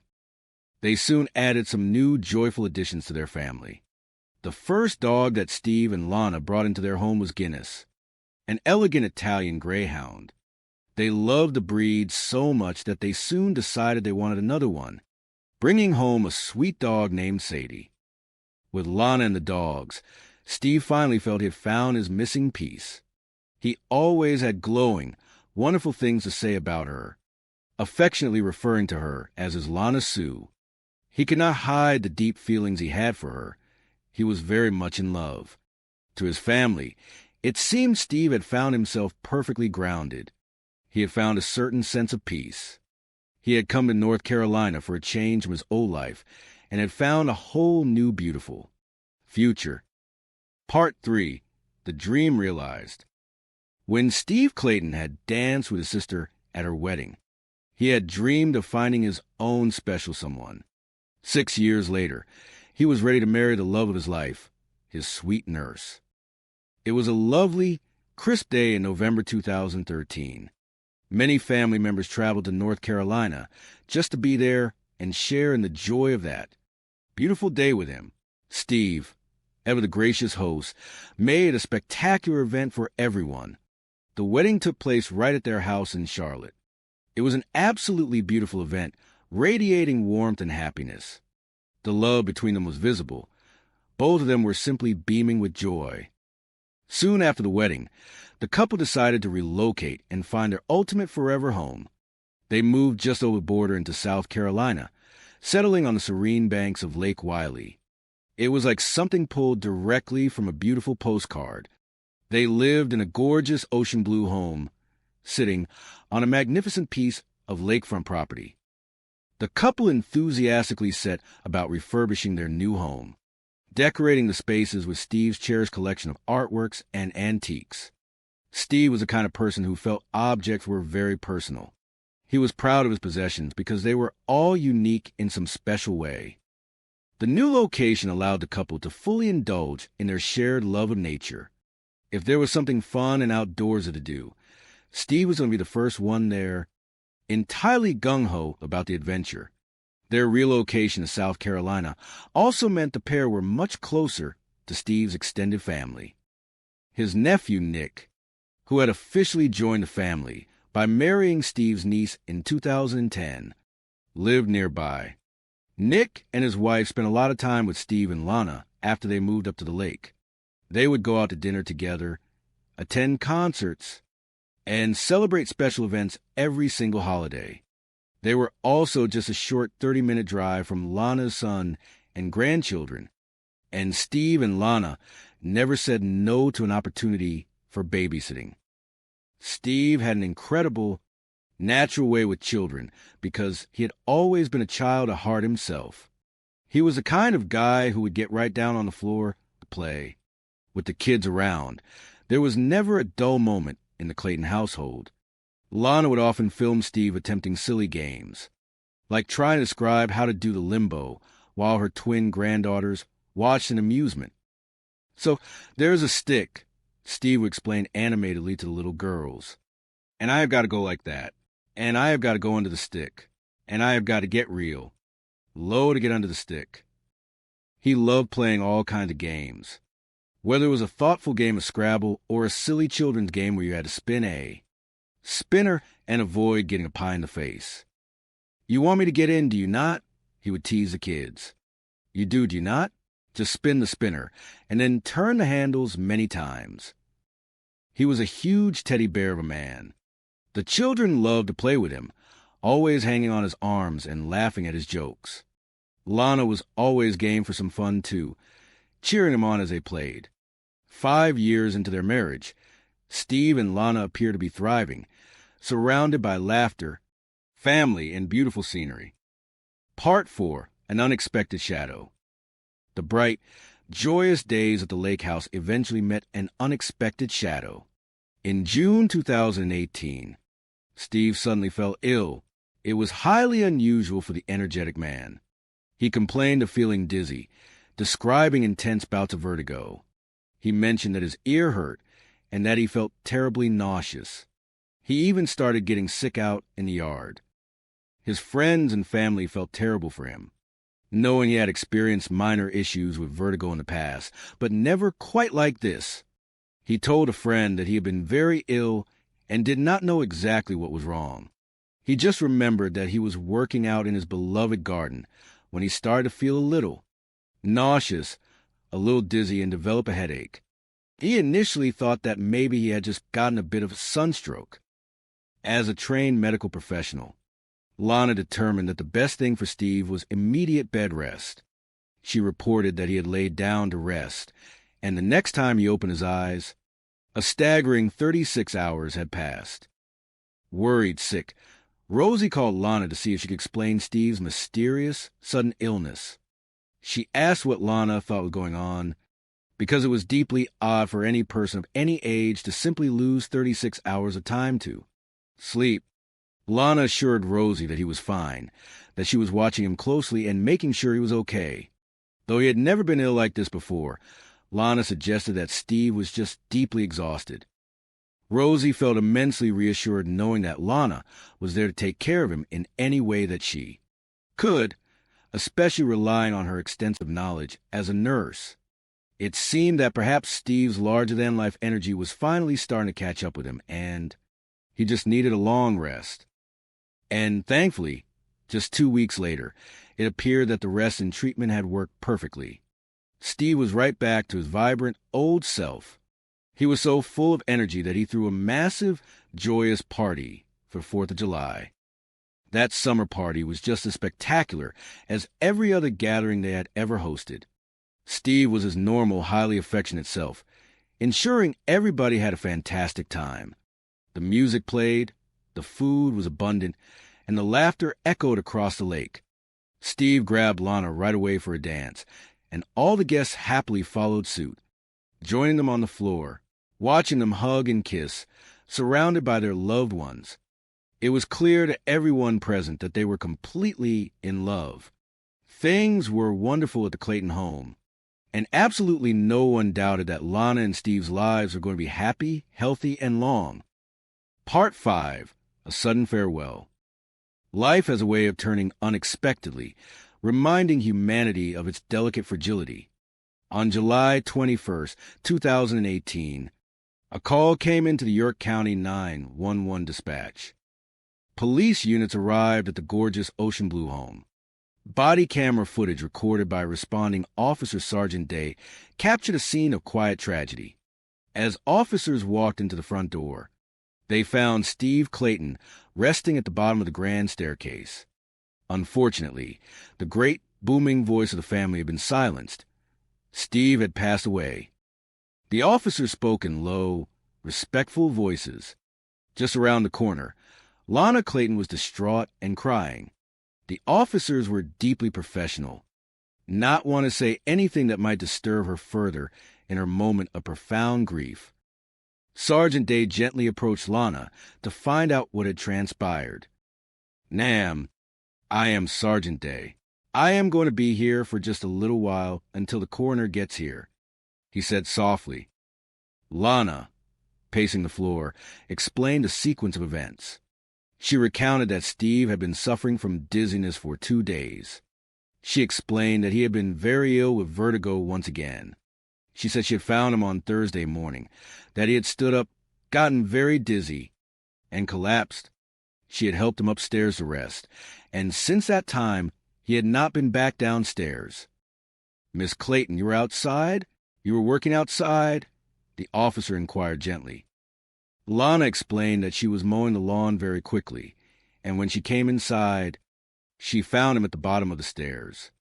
She wept as she described trying to place a blanket underneath him, completely overwhelmed by the situation. Despite her extensive medical training, Lana was unable to render aid to her husband. She explained that she had panicked, knowing she could not do anything further to help him, and immediately ran outside when she heard a motorcycle coming by to wave someone down to call 911. The news traveled quickly to the family. Nephew Nick French, who was on duty as a police officer himself that day, received a heartbreaking call from his mother. She simply said, "Uncle Steve died." Nick fell into a state of absolute disbelief. He knew the words were real, but the reality of the situation refused to sink into his mind. He drove down to the house as quickly as he safely could, his mind racing with endless questions of how and why this could happen to such a strong, vibrant man. When Rosie, who was 700 miles away, received a phone call from Nick, she refused to believe it. It was simply not possible. How could her hero, her protector, be gone? Nick and his family immediately rallied around Lana. Nick felt awful for her, knowing how much she loved his Uncle Steve. He pushed aside his own immense grief to focus on what she must be going through. finding her husband on the ground in such a manner. Lana expressed her deep fear that Steve's severe vertigo could have caused him to fall down the stairs. Sergeant Day meticulously checked the scene. It looked as though it was a tragic natural death, but protocol demanded a thorough check. He walked up the labyrinth of the grand staircase to ensure there were no signs of a struggle. The house was peaceful. There were no signs of anyone else having been there. Nothing significant at all to suggest anything other than a tragic medical event. When the coroner arrived, an initial examination revealed no contusions or bruises to suggest a violent tumble down the staircase. It appeared Steve had somehow made it to the bottom of the stairs and then simply collapsed. The coroner gently suggested that, based on the coloration of his chest, Steve may have suffered a fatal heart attack. While Lana digested the devastating news, Nick and his family stepped in to help clean up the house, wanted to make the space comfortable enough for her to rest, knowing she was entirely exhausted. However, when they went upstairs to the master bedroom, they were met with a heartbreaking sight that spoke to the severity of Steve's final days. The mattress was deeply soiled. It was a profound state of neglect that broke the hearts of those who loved his pristine, meticulous nature. It was clear Steve had been incredibly weak and unable to leave the bed for some time. The family, acting out of love and respect for Steve's memory, carefully removed the heavy mattress from the house, wanting to preserve his dignity. When Rosie finally spoke with Lana on the phone later that evening, she asked through her tears how Steve had gotten so ill without anyone knowing. Lana explained that he had not been feeling well for a few days, but was starting to feel better.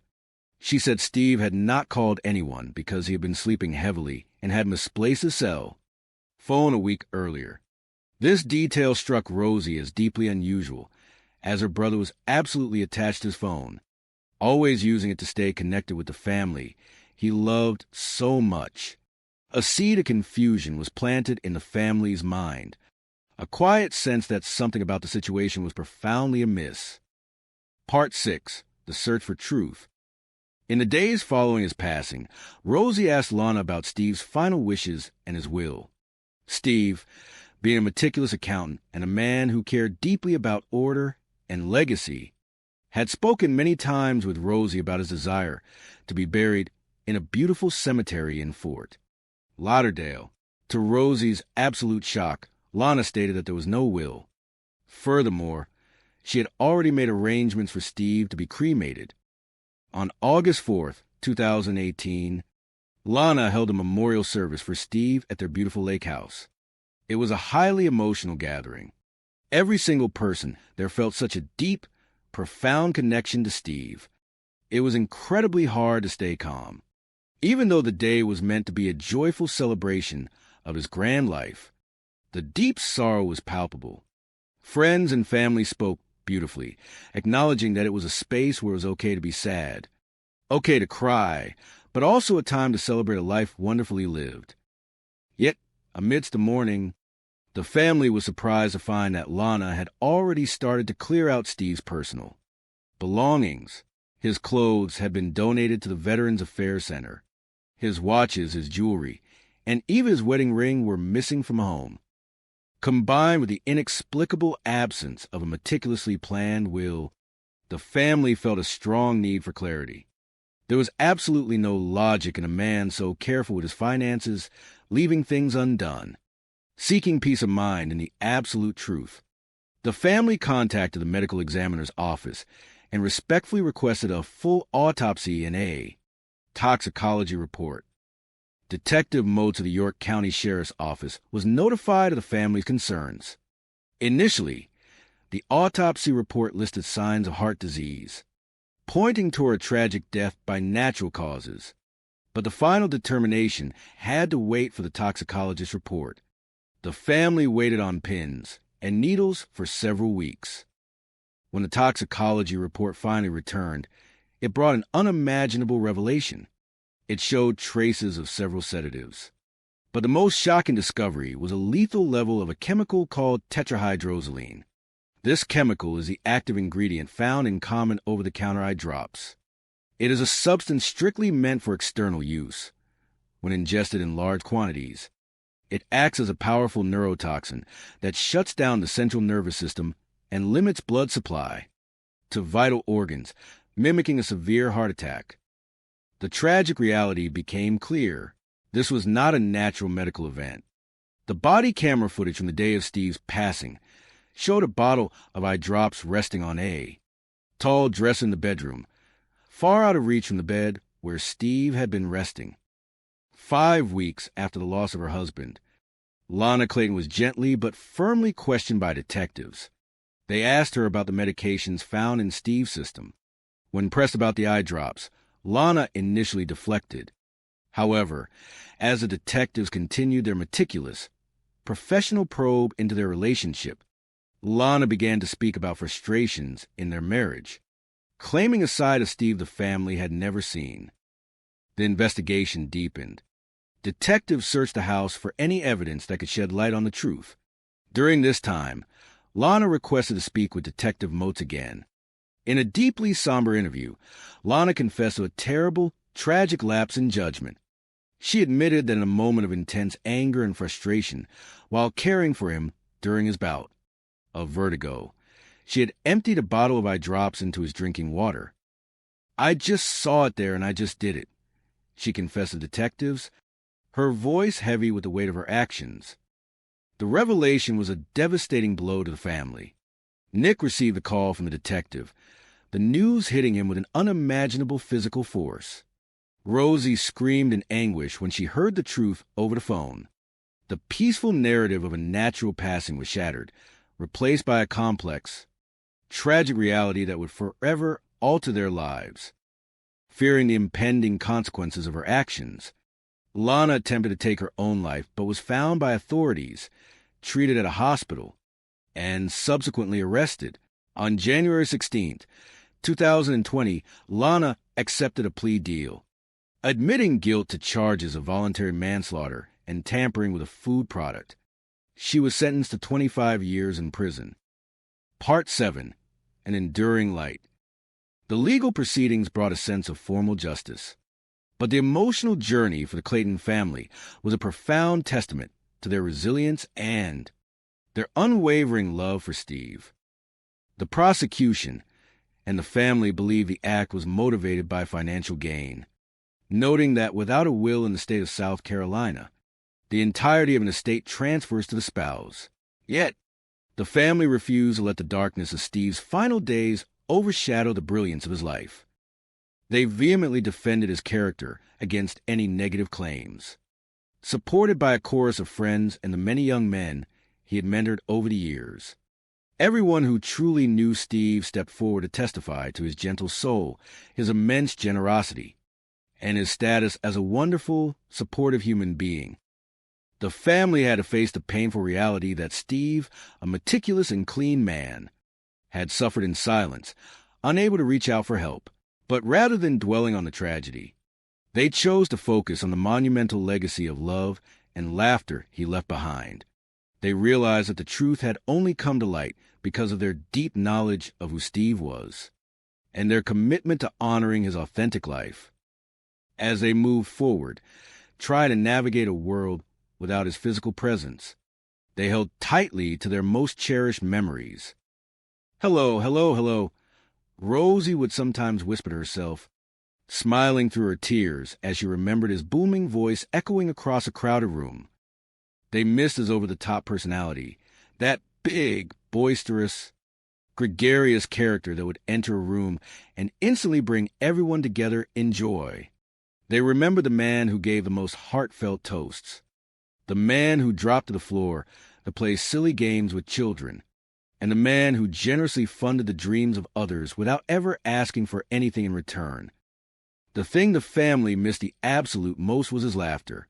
It was a beautiful, infectious sound that had the unique ability to completely light up the darkest of rooms. Steve Clayton was an amazing person.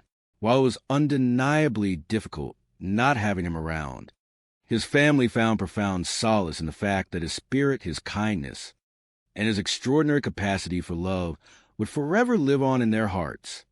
He was deeply missed by everyone who loved him, but the beautiful, Inspiring chapters of his life would never, ever be forgotten.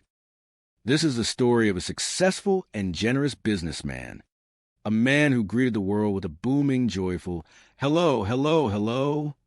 He was a man who met a quiet nurse with a heart he believed was as big as his own. He struck those around him as vibrant and full of life, while she seemed very quiet, very sweet, and very nice. He fell head over heels, unable to hide the profound feelings he had for her. He was deeply in love. But when an inexplicable sickness consumed their marriage, his family just knew that there was something very wrong. Wealth is no protection against hidden intentions, and this was not a natural passing. The story truly begins in the light of a joyous celebration. It was March 10th, 2007, in the sunny city of Miami, Florida. It was a monumental day for the beautiful bride, Rosemary Clayton, and her entire family. She was finally marrying the love of her life, William Leslie. Walking her proudly down the aisle was her older brother, 52-year-old Steve Clayton. 11 months prior to the wedding, the family had suffered the heartbreaking loss of their father. Seeking a steady hand and a loving heart, Rosemary asked her brother if he would step into their father's shoes for the ceremony. Naturally, there were a lot of tears, but they were tears of immense love and gratitude. She could not imagine anybody else standing in place for her dad. When the minister asked, "Who gives this woman to be married to this man?" Steve's voice was steady and full of profound respect as he replied, "I do, in the memory of my father." It was a deeply sentimental moment, gathering for something so special where their beloved dad could not be physically present, yet his spirit was felt through Steve.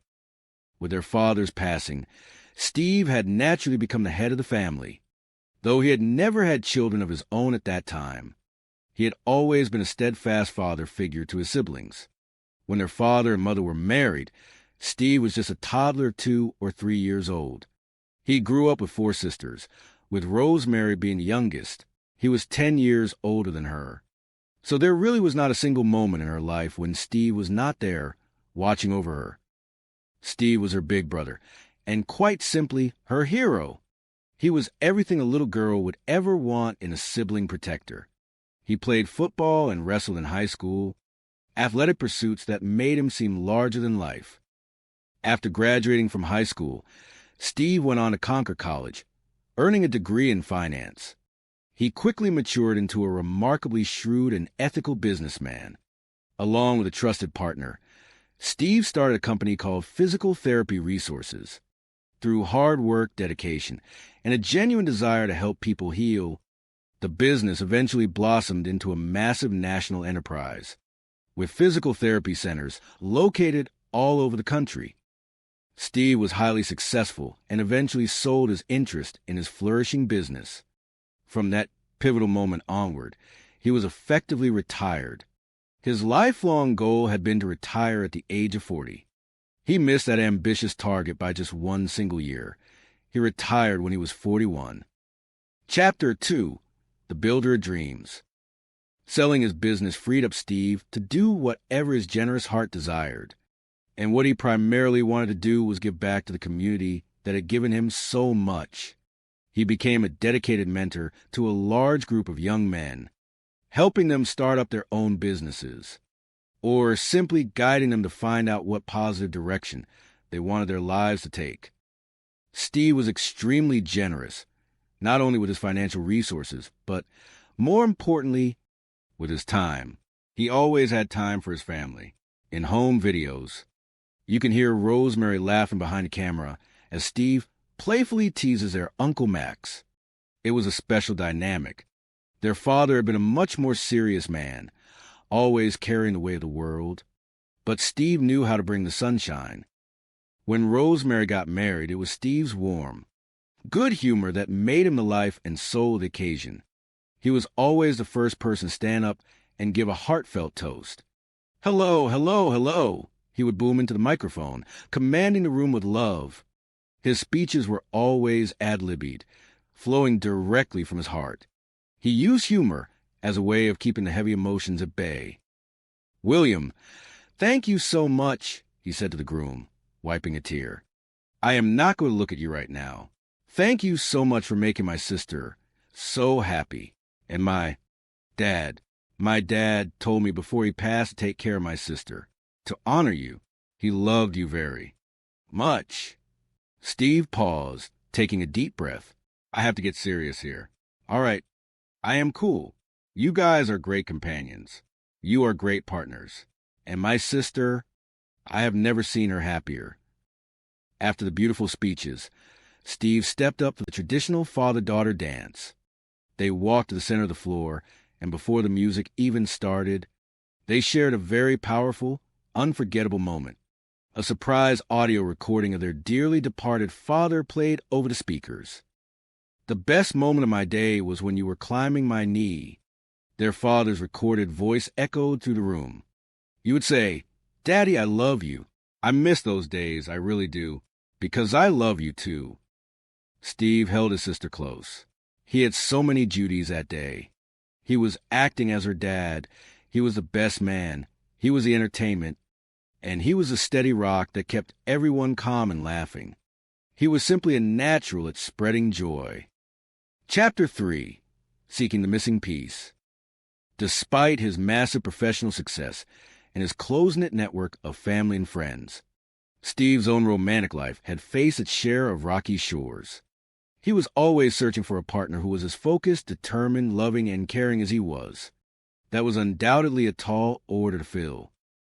At 52 years of age, his family figured it would take a truly special person to sweep him off his feet. They knew Steve was looking for somebody on a profound level, someone he could connect with emotionally, intellectually, and spiritually. 3 years later, the family believed that exact miracle had happened. In late 2009, Steve decided to leave his familiar home state of Florida for a refreshing change of pace in North Carolina. He had always loved physical activities. He loved taking long walks and adored anything to do with being completely immersed in nature. Moving to North Carolina gave him the wonderful opportunity to be outdoors far more often. Within just a few months of relocating, Steve joyfully announced that he had met someone special. His family noted that he suddenly had a radiant glow that had been missing for a little while. He was bursting with excitement. Her name was Lana Walsh. She was 12 years his junior, a dedicated nurse who had grown up in the gentle plains of Oklahoma. She struck the family as being very sweet. She was incredibly quiet, which stood out significantly because Steve was naturally boisterous and energetic. His personality was gigantic, while she appeared more like a gentle wallflower. Despite their contrasting dispositions, Steve was absolutely certain she was the one. They were incredibly affectionate with each other, constantly walking arm in arm. Steve was always hugging her, squeezing her, and kissing her forehead. His sister felt immense happiness for her brother, anyone that he loved so deeply. She was prepared to embrace wholeheartedly. It was not long before Steve enthusiastically asked Lana to move in with him. After they got to know each other quite a bit more, Steve persuaded her to join him in Charlotte. Steve could be a very convincing and charming man. Soon, they added some wonderful new additions to their growing family. The first dog that Steve and Lana brought home was Guinness, a delicate and beautiful Italian greyhound.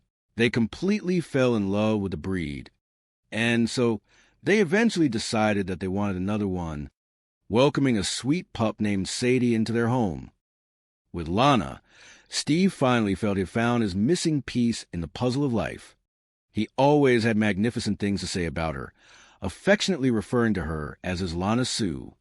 He could never hide the deep feelings he held for her. He was undeniably deeply in love. His family felt that Steve had finally found himself well-grounded, achieving a beautiful sense of peace. Chapter 4. A Beautiful Union.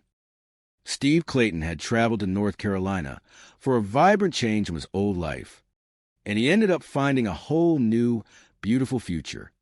When he had danced with his sister at her wedding, he had dreamed of finding his own special someone. 6 years later, he was about to marry the love of his life, the Veterans Affairs nurse named Lana Walsh. It was a perfectly lovely day in November 2013. Many family members traveled to North Carolina just to be there and share in the joy of that special day. Lana and Steve's wedding took place right at their welcoming house in Charlotte. It was a stunning event. The guests could see the love radiating from them. Both the bride and groom were positively beaming. Soon after the wedding bells faded, the couple decided to relocate and build their absolute forever home. They moved just over the border into South Carolina, settling on the serene, picturesque banks of Lake Wylie. The property looked like something painted on a postcard. It was a gorgeous, ocean blue home sitting on a magnificent piece of lakefront land. The happy couple enthusiastically set about refurbishing their new home, carefully decorating it with Steve's cherished collection of artworks and rare antiques.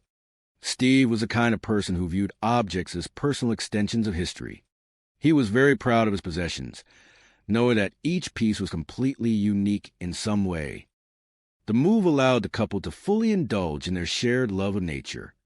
If there was something fun and outdoorsy to do, Steve was going to be the first one there, entirely gung-ho about the adventure. Their relocation to South Carolina also meant the pair were much closer to Steve's extended family. His nephew, Nick French, who had married into the family in 2010, spent a great deal of time with them. The younger generation would frequently go out to dinner with Steve and Lana, attend lively concerts, and celebrate special events every single holiday. They were also just a brief 30-minute drive from Lana's son and twin granddaughters. The generous couple never said no to an evening of babysitting. Steve had a magical, natural way with children because he had always remained a joyful child at heart. He was the kind of grandfather figure who would get right down on the floor to play imaginative games. With the children around, there was never a dull moment in the Clayton household. Home videos show Steve playfully attempting to teach the little girls how to do the limbo dance, while the twins watched in sheer amusement. He would excitedly explain the rules, lowering himself toward the floor, turning every moment into a delightful game. Lana would laugh from the sidelines, though the twins were often more interested in eating their ice cream. Steve enjoyed playing all kinds of board games, from complex rounds of Scrabble to the silliest children's activities.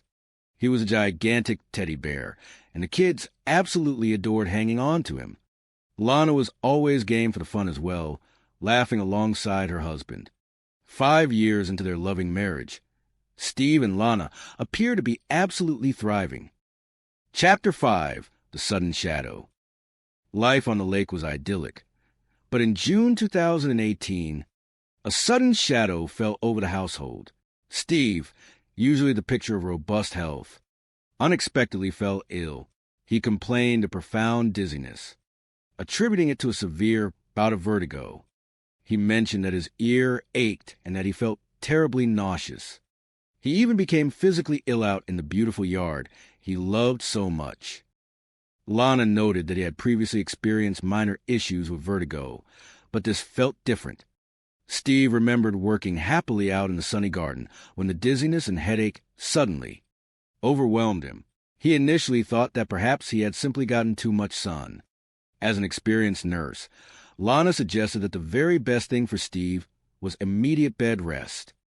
According to the accounts given at the time, Steve laid down to rest, and supposedly, the next time he fully opened his eyes, 36 hours had mysteriously passed. Deeply worried, his sister Rosemary called Lana to see if she could explain this frightening mystery illness. Rosemary found it highly unusual for a healthy person to simply lose 36 solid hours of time. Lana reassured the family that he was fine, stating that she was watching over him closely and making sure he was safe. Though Steve had never been incapacitated like this before, Lana suggested that he was just completely exhausted from his energetic lifestyle. The family felt comforted in knowing that Lana, with her extensive medical knowledge as a nurse, was there to care for him. It seemed, for a brief moment, that Steve's larger-than-life energy was just demanding a necessary pause. And indeed, just 2 short weeks later, it appeared that the rest had worked wonders. Steve bounced back to his old, vibrant self, joyfully throwing a massive celebratory party for the 4th of July. That gathering was just as magnificent as every other party he had ever hosted. Steve was his normal, highly affectionate self, and everybody had a truly wonderful time. Guests fondly remember watching Steve confidently grab Lana for a spontaneous dance, inspiring everyone else to join the fun. They looked completely in love. Things seemed perfect at the Clayton home, and no one doubted for a second that Lana and Steve were destined for a long, happy life together. Chapter 6. The Tragic Discovery. The illusion of safety was shattered on July 21st, 2018. A frantic emergency call came into the York County 911 dispatch center. Police units swiftly arrived on the tranquil scene. Body camera footage recorded by the responding officer, Sergeant Day, captured a heartbreaking reality as officers walked through the grand front doors. They found Steve Clayton resting at the bottom of the magnificent staircase. Tragically, the light had left his eyes. The great, generous man had passed away. The officers spoke in gentle, low voices out of deep respect, aware that a distraught Lana Clayton was crying softly just around the corner. They wanted to maintain absolute professionalism and profound empathy for the grieving widow. Sergeant Day gently approached Lana to understand the circumstances. Lana explained that Steve had been suffering from severe dizziness for 2 days prior. She stated that he had stood up that morning, became incredibly dizzy, and collapsed.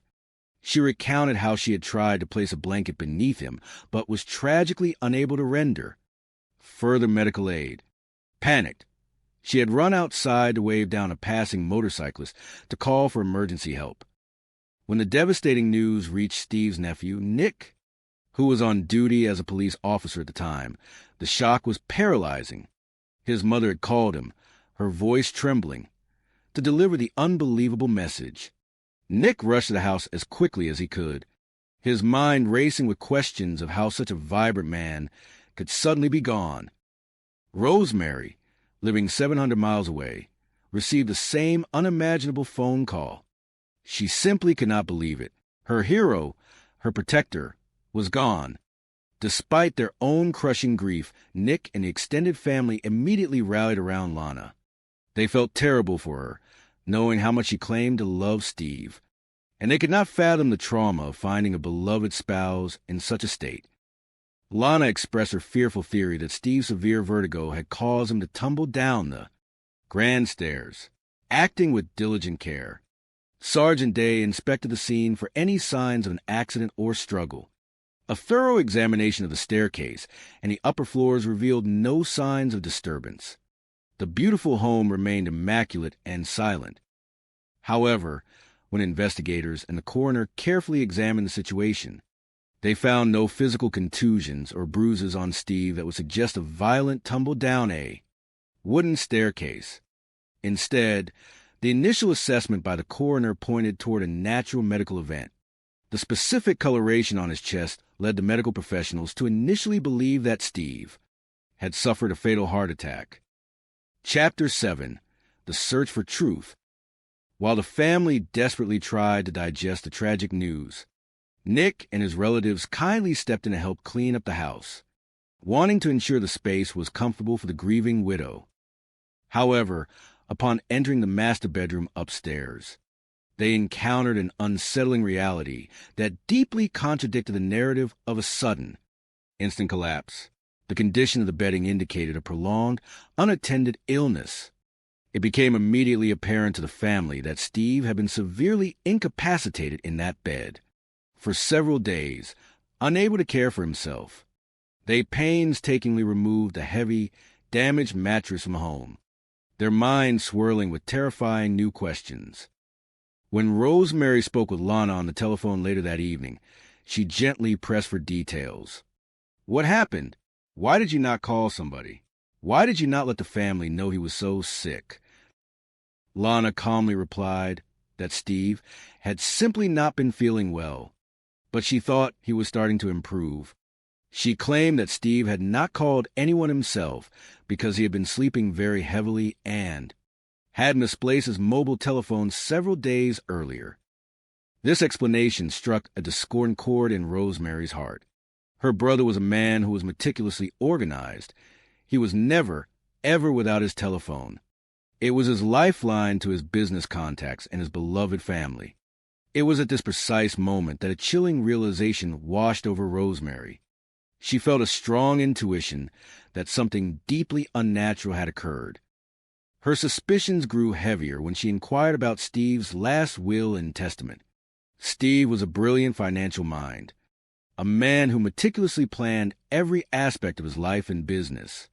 He had spoken with Rosemary many times about his specific wishes, including his deep desire to be laid to rest in a beautiful cemetery in Fort Lauderdale. Yet, when asked, Lana stated firmly that there was no will. Furthermore, she had already made rapid arrangements for Steve to be cremated, bypassing his known wishes, and was swiftly planning a memorial service at their home. On August 4th, 2018, family and friends gathered for the memorial. It was a highly emotional day. Everyone present felt an incredibly deep connection to Steve. Despite the intention to celebrate his magnificent life, a profound, heavy sorrow blanketed the beautiful lakefront property.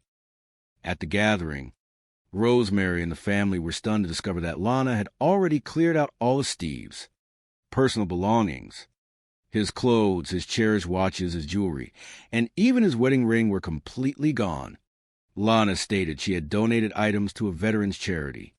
To see a man's entire vibrant life erased from his own home so quickly left the family breathless with concern. There was absolutely no logical reason for a meticulous accountant and businessman to die without a will, nor for his cherished personal items to vanish instantly. The family unanimously agreed that the circumstances did not add up. Driven by a relentless pursuit of the truth, they contacted the medical examiner's office, respectfully but firmly requesting a full autopsy and comprehensive toxicology screening. Fortunately, the authorities agreed to the family's vital request. Chapter 8. Science Unveils a Secret. Detective Motes of the York County Sheriff's Office was officially notified of the family's grave. Concerns. The initial physical autopsy, predictably, showed underlying signs of heart disease, which initially seemed to support the theory of a natural passing. However, the true story of Steve Clayton's final days was hidden deep within his biology, waiting for dedicated scientists to bring it to the light. The investigative team and the family waited on pins and needles for the forensic toxicology. Results. They trusted in the power of modern science to reveal the hidden truth. When the comprehensive toxicology report finally arrived, the results were absolutely staggering. The blood analysis revealed traces of several sedatives. But these were minor compared to the central, shocking discovery. The most significant finding in the report was a massive, lethal concentration of a chemical compound known as tetrahydrozoline. Tetrahydrozoline is the active pharmaceutical ingredient commonly found in over-the-counter eye drops used to clear redness. Educationally speaking, this chemical acts as a vasoconstrictor. When used properly, in tiny, localized drops in the eye, it safely constricts tiny blood vessels. However, it is never, under any circumstances, meant to be ingested into the human digestive system.